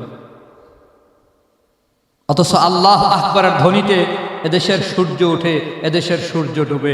আল্লাহ আকবরের ধ্বনিতে আমাদের ঘুম ভাঙ্গে। কথা বলেন ঠিক কিনা? যত রকমের ষড়যন্ত্র করা হোক না কেন, আমরা আল্লাহ আকবরের স্লোগান ছাড়বো? আমাদের জবানে আল্লাহ আকবর চলছে, চলবে ইনশাআল্লাহ। আল্লাহ আকবর বলেন, আল্লাহ আকবর। এরা যত ভয় পাইব আওয়াজ তত বাড়বে। চিন্তা করছেন আল্লাহ আকবর স্লোগান বলে জঙ্গির স্লোগান।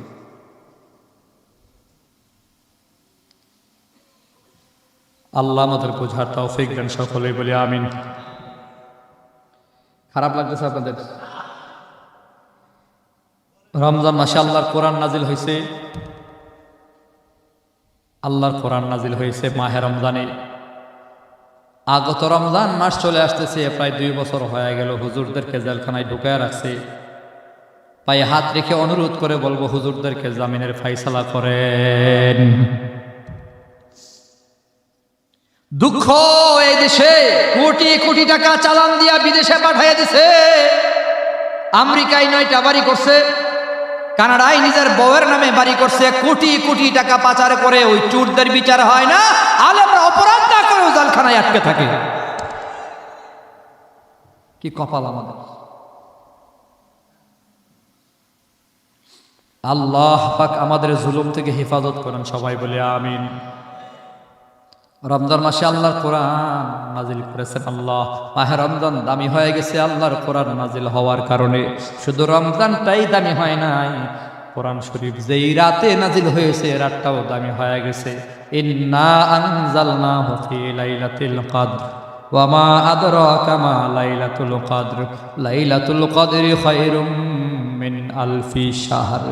এই কোরআন যে রাতে নাজিল হয়েছে ওই রাতটা হলো লাইলাতুল কদর। লাইলাতুল কদরের দাম কত, দাম কত, দাম কত! আল্লাহ নিজেই বলেন লাইলাতুল কদরের এত দাম। ওই রাতে আমল করলে আমল নামায় 83 বছরের নেকি লিখে দেওয়া হবে। মিনিমাম 83 বছরের নেকি এক রাতে আমল করার দ্বারা। ওই রাত হলো লাইলাতুল কদর। এত দামি কেন হলো? লাইলাতুল কদরে আল্লাহর কোরআন নাজিল হয়েছিল। সুবহানাল্লাহ, জোরে বলেন। ওই রাতটা কোন মাসে, কত তারিখে? এই তো একটা ভুল ধারণায় পড়ে আছি আমরা। শেষ 10-এর বেজুর রাতে। বলেন শেষ 10-এর। আর 27 তারিখে যে শিউর, আপনি কেমনে জানছেন? 27 তারিখে মসজিদে জায়গা হয় না। 21-এর রাতেও হতে পারে, 23-এও হতে পারে, 25-এও হতে পারে, 27-এও হতে পারে, 29-এও হতে পারে। এজন্যই আল্লাহর হাবিব সাল্লাল্লাহু আলাইহি ওয়াসাল্লাম রমজানের শেষ 10 দিন মসজিদে ইতিকাফে বসে যেতেন। ইতিকাফের ভেতরে থাকলে যেই রাতেই আসুক লাইলাতুল কদর ছুটবে না, ঠিক কিনা? তো সারা বছরে মাত্র 10 দিন লাইলাতুল কদরটারে খুঁজতে পারবো না। সারাটা বছর ঢাকা গিয়া এমপি সাহেবের অফিসের বারান্দায় খাড়ায়া থাকে একটা পদের লাগিয়া, ঠিক নেই? এমপি সাহেবের লোক দয়া করতে না, বারান্দায় খাড়ায়া থাকে। আর একটু আইলে সালাম দিব, কাছে গেছে গিয়ে একটা ছবি তুলব, আর কিচ্ছু না, ঠিক নেই? একটা পদের লাগিয়া, যে আমি ছাত্রলীগের অমুক অমুক, আমি ছাত্রদলের তমুক অমুক, একটা পদের লাগি। আর আল্লাহ কয় 83 বছরের নেকি লেখা দেবো এক রাত ইবাদত করলে। ওই রাতটা তালাশ করবি মাত্র 10 দিন। কয়দিন বলেন না? কয়দিন? 10 দিন তালাশ করার দরকার ছিল না। একেবারে সুনির্দিষ্ট ভাবে কোন রাতে লাইলাতুল কদর আল্লাহর হাবিবকে আল্লাহ জানাইয়া দিছিল। আল্লাহর হাবিব বাইরে ছিল, আমরা জানাইব, মানে সাহাবাই কেরামরা জানাইব। বাইরে গিয়া দেখে 2 জন সাহাবী কি নিয়ে জানি তর্ক লাগছে।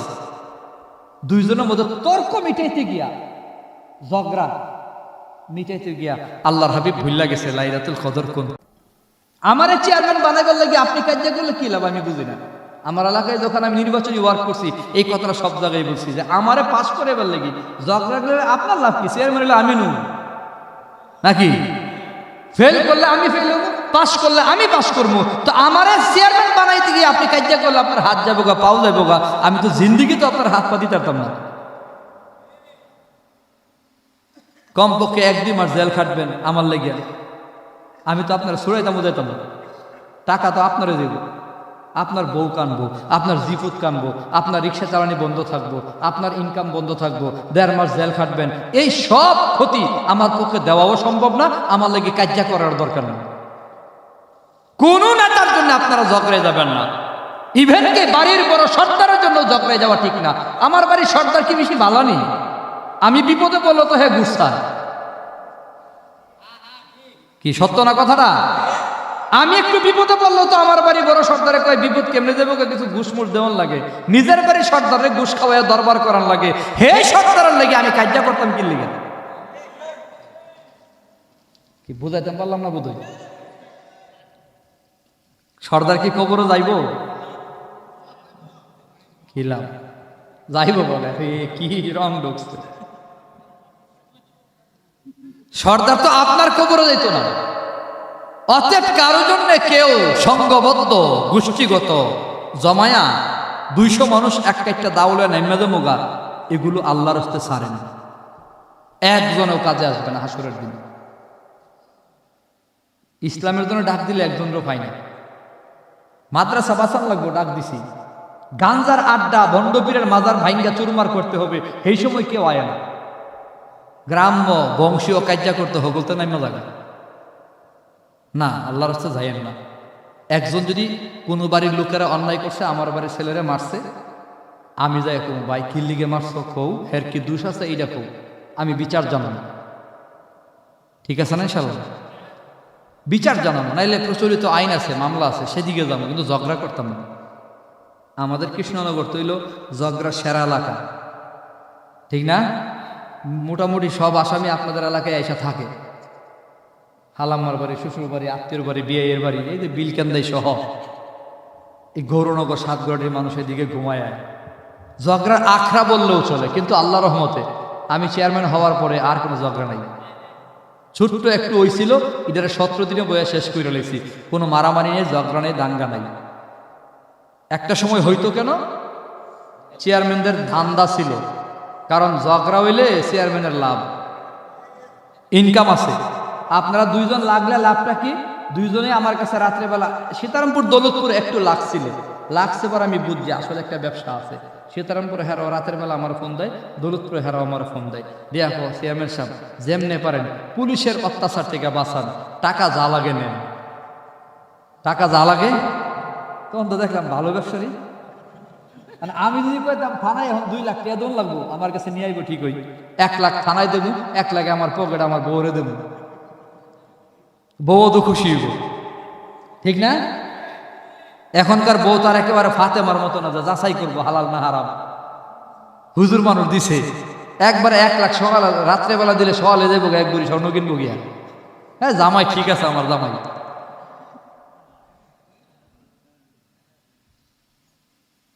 এইভাবে নিজেদের পকেট ভারী করার জন্য, ধান্দা করার জন্য একদল নেতা, একদল চেয়ারম্যান, একদল সর্দার এলাকায় ঝগড়া লাগায় রাখে। আমরা তাদের কথাই ঝগড়ায় যাব? আমি তো ধান্দা ছেড়ে দিছি, 17 দিনে বয়া সমাধান করছি, গরু জবাই করে নিজে দুইরা সব গ্রামের 2 পক্ষরে খাওয়ায়া ক্ষতিপূরণ ঠিক কইরা, প্রত্যেকের যার যার দোকানের 2টা শাটার গেছে 10,000, 3টা গেলে 15,000, এভাবে হিসাব কইরা সবাই একটা প্রত্যেকের কাছে ক্ষতিপূরণ পৌঁছে দিছি। গ্রামের সর্দারের কাছেও ক্ষতিপূরণ দেয় নাই। সর্দার সে পাবে না, ক্ষতি যার হয়েছে সে পাবে। একেবারে গরিব মানুষ, তার কাছে ক্ষতিটা চলে গেছে, ক্ষতিপূরণ ঘরে ঘরে পৌঁছে দিছি, শান্তি চলে আসছে। ঝগড়া জীবনও আর করতো না, তওবা করে লেছে। আমাদের গ্রামের সাথে একটু ঝগড়া দৌলতপুর কৃষ্ণনগর হয়েছিল, আমি গিয়ে গেছি আমারে মার, তারপরে ঝগড়া করিস না। আমি গেছি গা বিদলের ভিতরে, চেয়ারম্যানরা জীবনও যাইব ঝগড়া দেখে আমি একেবারে যে এন্টি পক্ষ তাদের ভিতরে গেছি কেন, যে আমারে মার, পুরা ঝগড়া দাও একটা বললাম 1000 এর ভেতরে আমি ঢুকছি, যে মরে গেলে যাবো, কিন্তু ঝগড়া বন্ধ করে মরবো। গেছি গা, থাইমা গেছে গা ঝগড়া। দৌলতপুরের সাথে আমাদের গ্রামের ছোট ছেলেদের কিছু হয়েছিল, 6 জন একসাথে হাসপাতালে। এই কথাগুলো বলতেছি, একটু আমলে নেন। দূরে আমি গেছি গা, যে আমারে মার, তারপরে ঝগড়া করিস না। যে 6 জনে মারছে, প্রয়োজনে তোরা আরো 6 জন না 12 জন মারবি, কিন্তু আজকে না, এটা কালকে হইব, যা হইব। কোন রকম থামাইলিস, বুঝলেন না? ঝগড়া থামানো নিয়মই রইব। এরপরে থামাইয়া পরে মিটিং করে ক্ষতিপূরণ দিয়ে দিলাম, মিলমিশ হয়ে গেল, ছেলেরা বুকে বুক মিলাইছে। এই ঝগড়া বন্ধের একটা ঔষধ আমার দাদা আমারে দিয়ে গেছে। আমি তখন 5 মাস আমার বয়স, আমার দাদা যখন মারা যায় 5 মাসে কেমনে বুঝছি দাদা কি কয়ে গেছে, আমার আম্মা আমারে কইছে, আমারে কুলের এখানে কি দাদা সবসময় আমল করতো, আম্মার সাথে খুব কথাবার্তা কইতো। একদিন আমি কুলে, ঠিক এই সময় আমার দাদা কইতেছে, কথার কথা উঠছে, তো মানুষে কেড়ে যে কাজ্জা করে, দাদার কথা ছিল আমার লোকে যে করব কাজ্জা, আমি যাবো হেল লোকে আইজ্জা।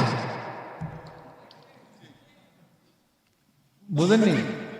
যে করব আমার লোকে কাজ্জা, আমি যাবো হেল লোকে, আমি আইজ্জা জায়গা গিয়া আমার বাড়ি ঘরে পোলা পাইনে মাঝে মধ্যে আমার বকে ভাই আপনি লাগে পারি না, আমি কই দা করিস, আমি গেলে করিস।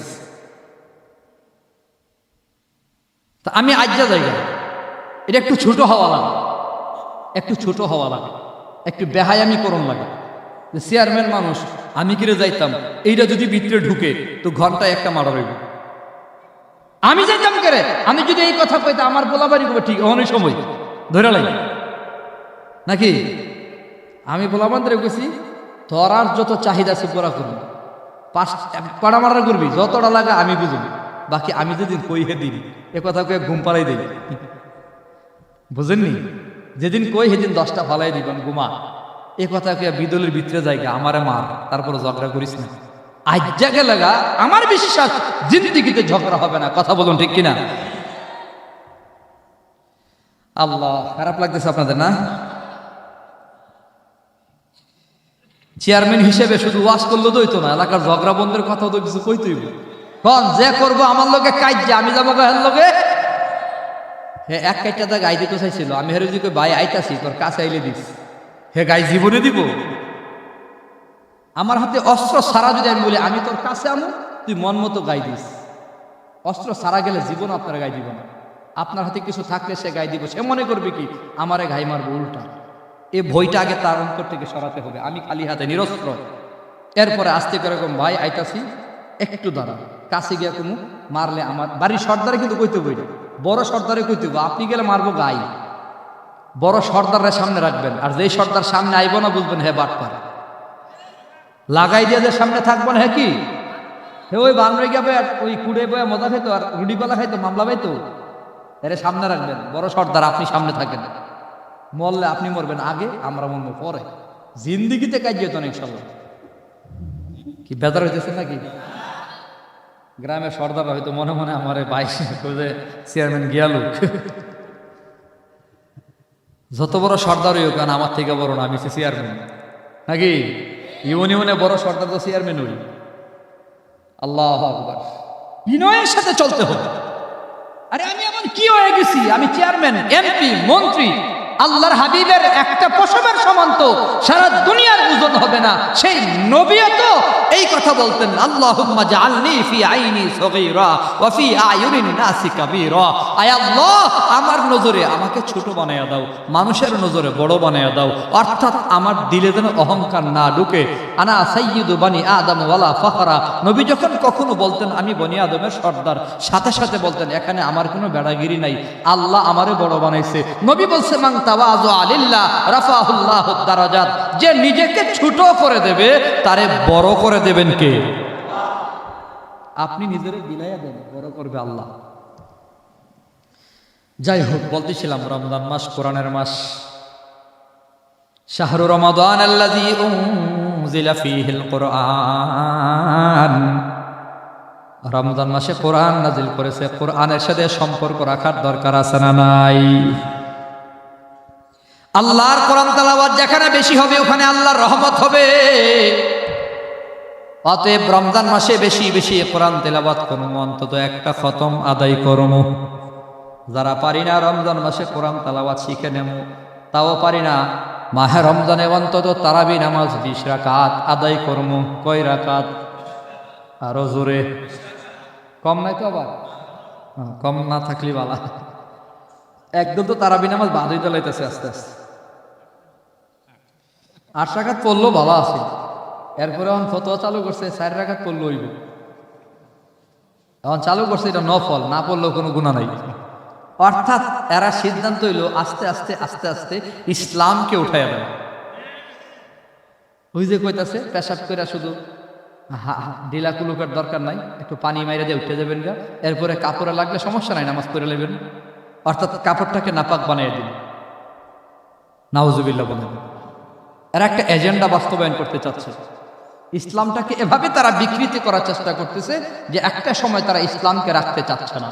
আস্তে আস্তে বলা শুরু করেছিল, এতদিন বলছে হাদিসের ভেতরে এটা জয়ীফ, এটা দুর্বল, এটা মওযু, আস্তে আস্তে বলতেছে এখন কোরআন শরীফের ভেতরে জাল আছে।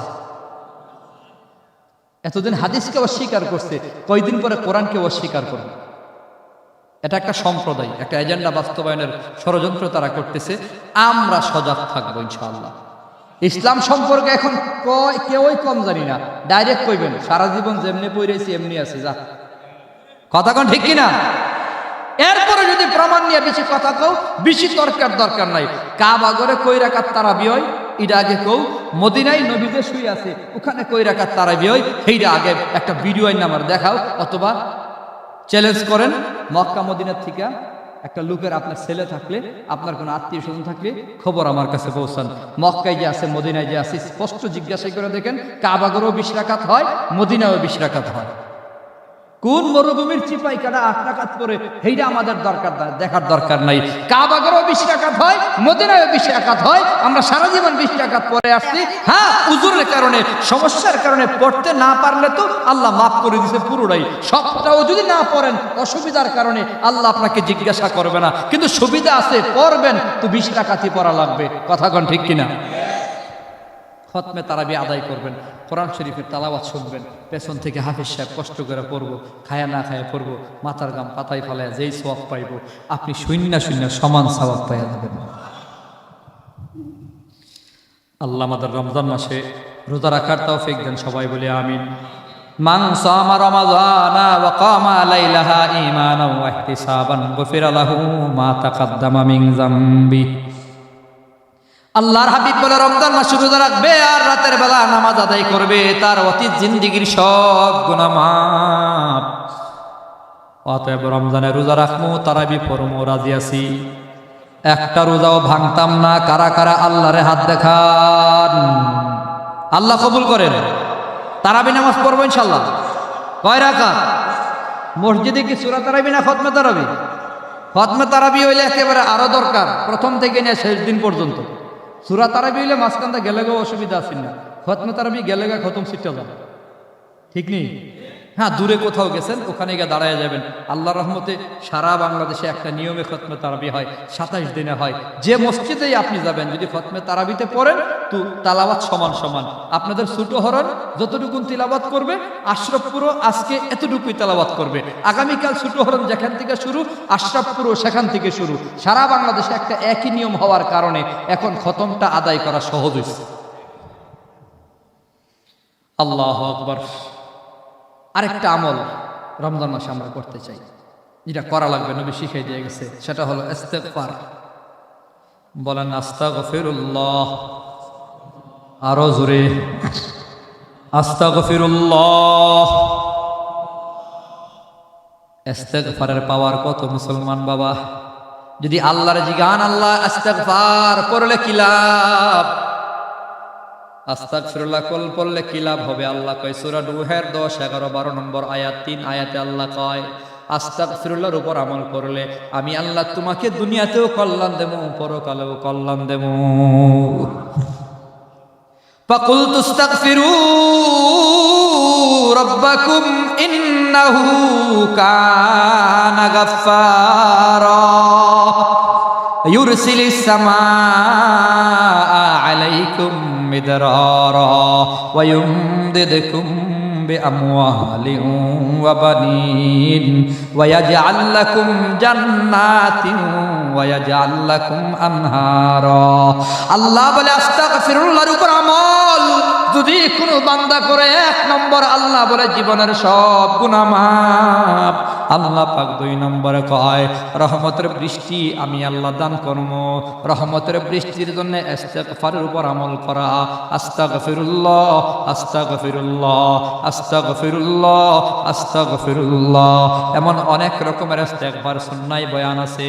ইস্তেগফার দেখে দেখে বা উলামায়ে কিরামদের কাছ থেকে শিখে নেব। যারা না পারি অন্তত আস্তাগফিরুল্লাহ আস্তাগফিরুল্লাহ আস্তাগফিরুল্লাহ। আল্লাহকে 1 নম্বর গুনাহ মাফ, 2 নম্বর রহমতের বৃষ্টি আমি আল্লাহ দান করব। ওয়ায়ুমদিদুকুম বিআমওয়াল, সূরা নূহ আয়াত নম্বর 10 11 বড়। আল্লাহ কই 3 নম্বর আমি আল্লাহ তোমার মাল বাড়াইয়া দেবো, মালে বরকত দেবো, মালওয়ালা ধনী বানাইয়া দেবো। শুধু মালই দেবো না, গুনাহ ক্ষমা করবো না, রহমতের বৃষ্টি দেবো না। আল্লাহ বলে ওয়াবানিন। 4 নম্বরে আল্লাহ বলে আস্তাগফিরুল্লাহ যদি আমল হয় আমি আল্লাহ তোমার সন্তান দান করবো, সন্তানের বাবা বানাইয়া দেবো।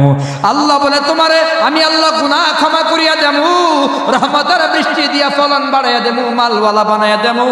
আল্লাহ বলে সন্তান বাড়াইয়া দেবো।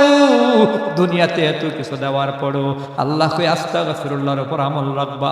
11 নম্বর আয়াতে আল্লাহ কয় ওয়াজআল লাকুম জান্নাতিন ওয়াজআল লাকুম আনহার, আমি আল্লাহ তোমাকে জান্নাত দেবো, আমি আল্লাহ তোমাকে নহর দান করবো, দুধের নহর, মধুর নহর, শরবতের নহর, এমন সুন্দর জান্নাত আল্লাহ দান করবে শুধুমাত্র আস্তাগফিরুল্লাহর দ্বারা। আরে মিয়া বুঝুনি বুঝার চেষ্টা করো। আল্লাহ কয় শুধু ইস্তেগফারের দ্বারাই আমি আল্লাহ দুনিয়াতে তোমার কত চাওয়া পুরা করে দেবো। দেখো গুনাহ মাফ, রহমতের বৃষ্টি, মালও দেবো, সন্তানও দেবো। আবার আস্তাগফিরুল্লাহ নিয়ে যদি কবরে আসতে পারো আমি আল্লাহ তোমার জান্নাতের মেহমানও বানাইয়া দেবো। আস্তাগফিরুল্লাহর এত পাওয়ার, এ ভাই কত পাওয়ার জানো? এ মুসলমান, আস্তাগফিরুল্লাহর কত পাওয়ার! ইমাম আহমদ ইবনে হাম্বল উনি উনার সময়ে সর্বশ্রেষ্ঠ একজন বড় আলেম ইমাম আহমদ ইবনে হাম্বল রাহমাতুল্লাহি আলাইহি। উনি ভিন্ন একটা এলাকায় দাওয়াত নিয়ে গেলেন। ওই এলাকার মানুষ ওনারে চিনে না। আমারও তো এখন সারা দুনিয়ার মানুষই চিনে, আপনারও সারা দুনিয়ার মানুষ চিনে। ফেসবুকের কল্যাণে, পেজের কল্যাণে, সামাজিক যোগাযোগ মাধ্যমে মানুষ মানুষকে চিনে। ওই যুগে তো কেউ কাউরে চিনত না। বহু দূরের বাড়ি ইমাম আহমদ ইবনে হাম্বল। মনে করেন ছোট হরণ এলাকায় আসছে দাওয়াতে তবলিগের মেহনত নিয়া, একা একা দাওয়াতের মিশন নিয়ে আসছে। আয়েশা দাওয়াত দিয়া রাতের আধারে আল্লাহর ঘর মসজিদে থাকার অনুমতি চাইছে, কিন্তু না না, ওই এলাকার মসজিদের মুয়াজ্জিন বা খাদেম ইমাম আহমদ ইবনে হাম্বলকে মসজিদে থাকার অনুমতি দেয় নাই। উনি বাধ্য হয়ে চলে গেছেন একেবারে স্টেশন মোড়ে, ধরেন না রেল স্টেশন চলে গেছে, বা 4 রাস্তার মোড়ে যেখানে 24 ঘন্টা মানুষজন চলাফেরা করে, দোকানপাট খোলা থাকে। ইমাম আহমদ ইবনে হাম্বল একটা শহরে বন্দরে চলে গেছে, রাস্তার মোড়ে দাঁড়ায় আছে, ঠান্ডা কুয়াশা অন্ধকার, থরথর করে কাঁপতেছে। একজন রুটিওয়ালা দোকানদার মনে মনে কয় বুড়া মানুষ বড় কষ্ট করতেছে। কাছে গিয়া কয় চাচা গো, এত গভীর রাতে আপনার কষ্ট করার দরকার নাই, হুজুরে নিয়ে আসেন, এত গভীর রাতে কষ্ট করার দরকার নাই, আসেন আপনি আমার দোকানে একটু আরাম করেন, সারা রাত এত কষ্ট করার দরকার নাই, দোকানে থাইকা সকালে চলে যাবেন। গভীর মনোযোগ দিয়ে কথাটা শোনো যুবক বন্ধুরা। ইমাম আহমদ ইবনে হাম্বল উনি যুবকের দোকানের ওই খাটের উপর গিয়ে শুয়ে গেলেন। শুয়া শুয়া যুবকের দিকে তাকায় দেখে যুবক রুটি বানায়, আর পরে আস্তাগফিরুল্লাহ রুটি খোলা দেয়, আর পরে আস্তাগফিরুল্লাহ রুটি বিক্রি করে, আর পরে আস্তাগফিরুল্লাহ।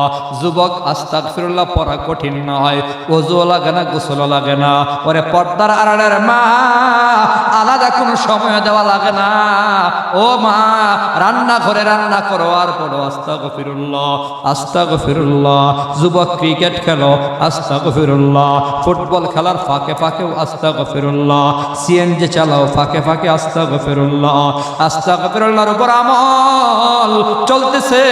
ইমাম আহমদ ইবনে হাম্বল কয় যুবক, আমি তোর দোকানে আসার পর থেকে দেখলাম তুই শুধু আস্তাগফিরুল্লাহর উপর আমল করতেছ। যুবক বলে চাচা, এই আস্তাগফিরুল্লাহর উপর আমল করে করে করে করে আল্লাহর কাছে যত দোয়া করেছি, এমন কোন দোয়া নাই আল্লাহ কবুল করে নাই, এমন কোন চাওয়া নাই আল্লাহ পুরা করে নাই। তবে আমার একটা চাওয়া এখনো পর্যন্ত কবুল হয় নাই, একটা দোয়া এখনো পর্যন্ত কবুল হয় নাই। ইমাম আহমদ ইবনে হাম্বল বলে, যুবক বাবাজি বল তোর কোন দোয়াটা কবুল হয় নাই? যুবক বলে, ইমাম আহমদ ইবনে হাম্বল নামে একজন আলেম নাকি আমাদের এলাকায় আছে, আমাদের যুগে আছে। ও চাচা, শুনতে পাইছি আমার এই দেশে একজন ইমাম আছে, ইমাম আহমদ ইবনে হাম্বল বড় আলেম। আমার মনে বড় শখ ওই ইমামের ওই আলেম রে এক নজর দেখমু। আমি আস্তাগফিরুল্লাহ পরে পরে আল্লাহর কাছে দোয়া করি, ইমাম আহমদ ইবনে হাম্বলকে এক নজর দেখায়ও। এক নজর দেখার জন্য আল্লাহর কাছে দোয়া করতেছি। ইমাম আহমদ ইবনে হাম্বল এই কথাটা শোনার পর চোখের পানি ছেড়ে দিয়া কান্দে আর কয়, যুবক তুই আমার চেহারার দিকে তাকা, আমার চেহারার দিকে তাকা, আমি হইলাম তোর কাঙ্ক্ষিত ইমাম আহমদ ইবনে হাম্বল। যুবক রে, তোর এই দোয়াটাও কবুল, তোর দোয়া কবুল করার কারণে আল্লাহ আমারে ইমাম আহমদ ইবনে হাম্বল হিসেবে বানায়া আবার তোর দোকান পর্যন্ত আল্লাহ আমারে পাঠাইয়া দিছে। আস্তাগফিরুল্লাহর এত পাওয়ার, আস্তাগফিরুল্লাহ বলে বলে যত দোয়া করবে সকল দোয়া কবুল করে নেবেন কে? রমজান মাসে আমলটা চালু করো। সারাদিন তো অবসর আছি, ইস্তেগফার করতে থাকবো, এই ইবাদত বন্দেগী চলতে থাকবে। মাহে রমজান হলো আল্লাহর সাথে আপনার সম্পর্ক তৈরির সিজন। এখন পারবেন না নবীকে কপাল পোড়া। রমজানে যদি আল্লাহরে রাজি করতে না পারি তো কপাল পোড়া। রোজা রাখবো, তারাবি পড়বো, কোরআন তেলাওয়াত করবো, ইস্তেগফারের উপর আমল করব, যত ছোট ছোট আমল আছে সেগুলোও রমজানে করব। সারা বছর ব্যস্ত ছিলাম বিভিন্ন বিষয় নিয়ে, রমজানে নিজেকে একটু অবসর করে ফেলি। মসজিদ ভিত্তিক বয়ানে বসবো, জুহুরের পর হুজুর কিছু তালিম করবে, তেলাওয়াত শিখাবে, কোরআনের কিছু সূরা মুখস্থ করাবে, সহিহ করাবে, এগুলোতে একটু সময় দেব ইনশাআল্লাহ। রাজি আছি ইনশাআল্লাহ। অনেক গ্রামে যেমন বিরাসাত থেকে এক জামাত আসছে, কবরস্থানের পাশের মসজিদ, কবরস্থানের পাশে জামে মসজিদের খতিব মফিজুল ইসলাম সাহেব আমার গ্রামের হুজুর, উনি এক জামাত আইসা একটু আগে ফোনেও ঠিক করছিল, ফায়সালা করেছে শুক্রবারে রমজান শুরু, এরপরে শুক্রবার টানা 8 দিন বিরাসার জামে মসজিদে জুহুরের পরে তাফসির করা লাগবে। দাওয়াত ফায়সালা করছি, এদিকে পরিষদও আছে, আবার একটু সময়ও দেওয়া লাগবে। এই যে প্রত্যেকটা মসজিদ ভিত্তিক মহল্লায় রমজান মাসে একটু অবসর, আমরা যদি পারি যে ছোট হরণ বড় মসজিদ যেটা কেন্দ্রীয় মসজিদ, এই মসজিদে 1 ঘন্টা তাফসির শুনবো হুজুর থেকে, তালিম করবো হুজুরের কাছ থেকে, এভাবে আমরা চালু করতে পারি ইনশাআল্লাহ। রমজানটাকে একটু, অন্যান্য দেশের মানুষ রমজানে অবসর হয়, আমরা রমজানে ব্যস্ত হই, অথচ শয়তানরে বন্দি করে দিচ্ছে, এরপরও আমাদের ব্যস্ততা যায় না। প্লিজ একটা সময় এই রমজান মাসটা নিজেকে একটু অবসর করে নেন, আল্লাহর জন্য একটু দেন। একটু মাহে রমজানটা আল্লাহর জন্য দিয়ে দেখেন, আপনার সারা বছরের পেরেশানি দূর করে দেবেন কে? এত হইচই করে লাভটা কি বলেন? রোজা বাইঙ্গা দৌড়াদৌড়ি কইরা বসে যান, বাড়িতে চলে আসেন, একটা মাস বিবি বাচ্চারা সময় দেন। সারা বছর বাইরে বাইরে ঘুরছেন, থাকেন না ঘরে, যে এই মাসে বাড়িতে থাকি, দোকানদারি করবো লিমিট সময় করে করে। কি আজীব এক সিস্টেম চালু হয়েছে, রমজান মাসে নামাজেরও বেশি কাজা, তারাবিও নাই, এশার নামাজের ফরজও নাই, সারাদিন বিড়াইতে বেড়াইতে হমানে মার্কেট করে। কি আজীব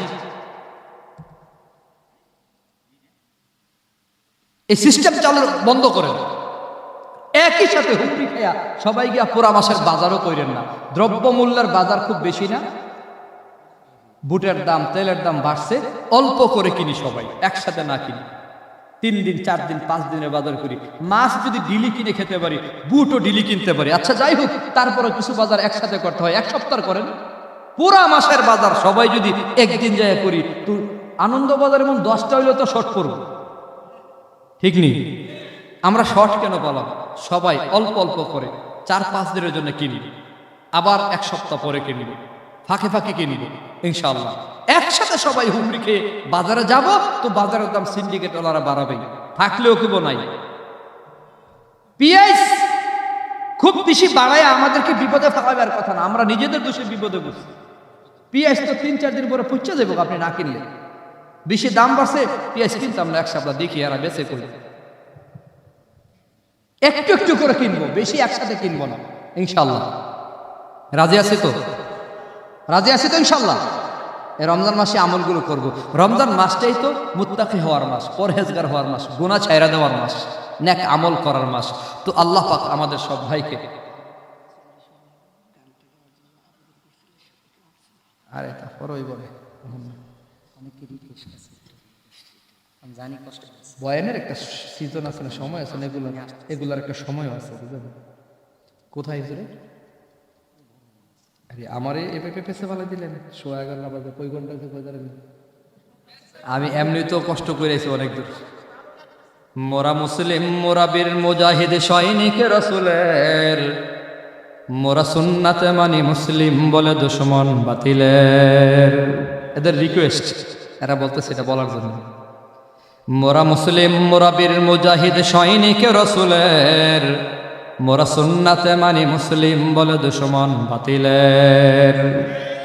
মোরা ছুয়া পেয়েছি বাংলার বুকে শাইখুল হাদিসের, মোরা ছুয়া পেয়েছি বাংলার বুকে শাইখুল হাদিসের, যিনি শ্রেষ্ঠ আলেম ছিলেন যুগের মুরব্বী সকলের।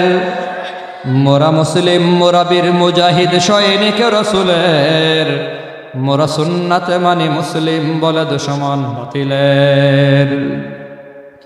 মোরা হুঙ্কার জানি মরহম পীর ফজলুল করিমের, মোরা হুঙ্কার জানি মরহম পীর ফজলুল করিমের, যারা আওয়াজে কেঁপে তসনস হত মঞ্চ বাতিলের। মোরা মুসলিম, মোরা বীর মুজাহিদ সৈনিক রাসূলের, মোরা সুন্নাতে মানি মুসলিম বলে দুশমন বাতিলের। মোরা ভয় করি না হামলা মামলা হুঙ্কার বাতিলের, মোরা ভয় করি না হামলা মামলা হুঙ্কার বাতিলের। ওই সিংহ পুরুষ মুফতি আমিনী আকাবির আমাদের। মোরা মুসলিম, মোরা বীর মুজাহিদ সৈনিক রাসূলের, মোরা সুন্নাতে মানি মুসলিম বলে দুশমন বাতিলের। এরা আবেগে বলছে এটা বলার জন্য। এইগুলো বলার হলো আলাদা একটা মঞ্চ আছে, যেখানে সাংস্কৃতিক মঞ্চ বা আলেম ওলামা ছাত্র তোলা বা বেশি থাকে, শহরে বন্দরে মাদ্রাসার ছাত্র থাকে ভরপুর, তখন এগুলো হয়। যাই হোক, মাহে রমজানের আমলের যে কথাগুলো বলছি, আরও কিছু আমল আসতেছে হুজুরে। আমার হুজুর আবার আমার ভাইগনা মুফতি সাহেব হুজুর, ওনার আব্বা বিয়ে করছে আমাদের গ্রামে। আমরা যখন পড়তাম তো হুজুরে মাঝে মধ্যে কইতে, এই তোরা আমদাদরে চিনুসনি কেডা? তা সবাই কিন্তু কেডা হুজুর? কয় গ্রামের একটা ভাষা আছে না, হালা। আর শালা তো শুদ্ধ, হালার করে হালা হয়েছে আমাদের গ্রাম্য ভাষা নাকি? তো হুজুরে কইতো এটা আমার হালা লাগে, হালা মানে শালা। তো মুফতি সিবগাতুল্লাহ নূর সাহেব ধরেন পদ এলাম আমি মামু, উনি হলো ভাইগনা, অবস্থাটা এরকম। কিন্তু ওনার মাকাম, ওনার অবস্থান, ওনার ইজ্জত সম্মান, এলেম আমল সব অনেক বড়। ওই যে হযরত আব্বাস ইবনে আব্দুল মুত্তালিবকে জিজ্ঞাসা করেছে, আব্বাস বলো তো তুমি বড় না তোমার ভাতিজা মোহাম্মদ বড়? হযরত আব্বাসের জবাব ছিল, আমি একদিক থেকে বড়, বয়সে আমি বড়, আর সব দিক থেকে আমার ভাতিজা মোহাম্মদ বড়। তো সর্বলাই নেই আমাদের মধ্যে। জানি সিনে মুফতি আজম নুরুল্লাহ রাহিমাহুল্লাহ তাআলা, মুফতি সিবগাতুল্লাহ নূর সাহেব আসছেন। আমরা ওনার কাছ থেকে কিছু সবক নিয়ে দোয়া করে যাব ইনশাআল্লাহ। সবাই ভালো থাকুন, সুস্থ থাকুন। আমি আমার ইউনিয়নের পরিষদের পক্ষ থেকে আপনাদেরকে অভিনন্দন, ধন্যবাদ জানাই। দোয়া চাই, সকলে দোয়া করবেন। ওয়া আখিরু দাওয়ানা আলহামদুলিল্লাহি রাব্বিল আলামিন। আসসালামু আলাইকুম ওয়া রাহমাতুল্লাহি ওয়া বারাকাতুহু।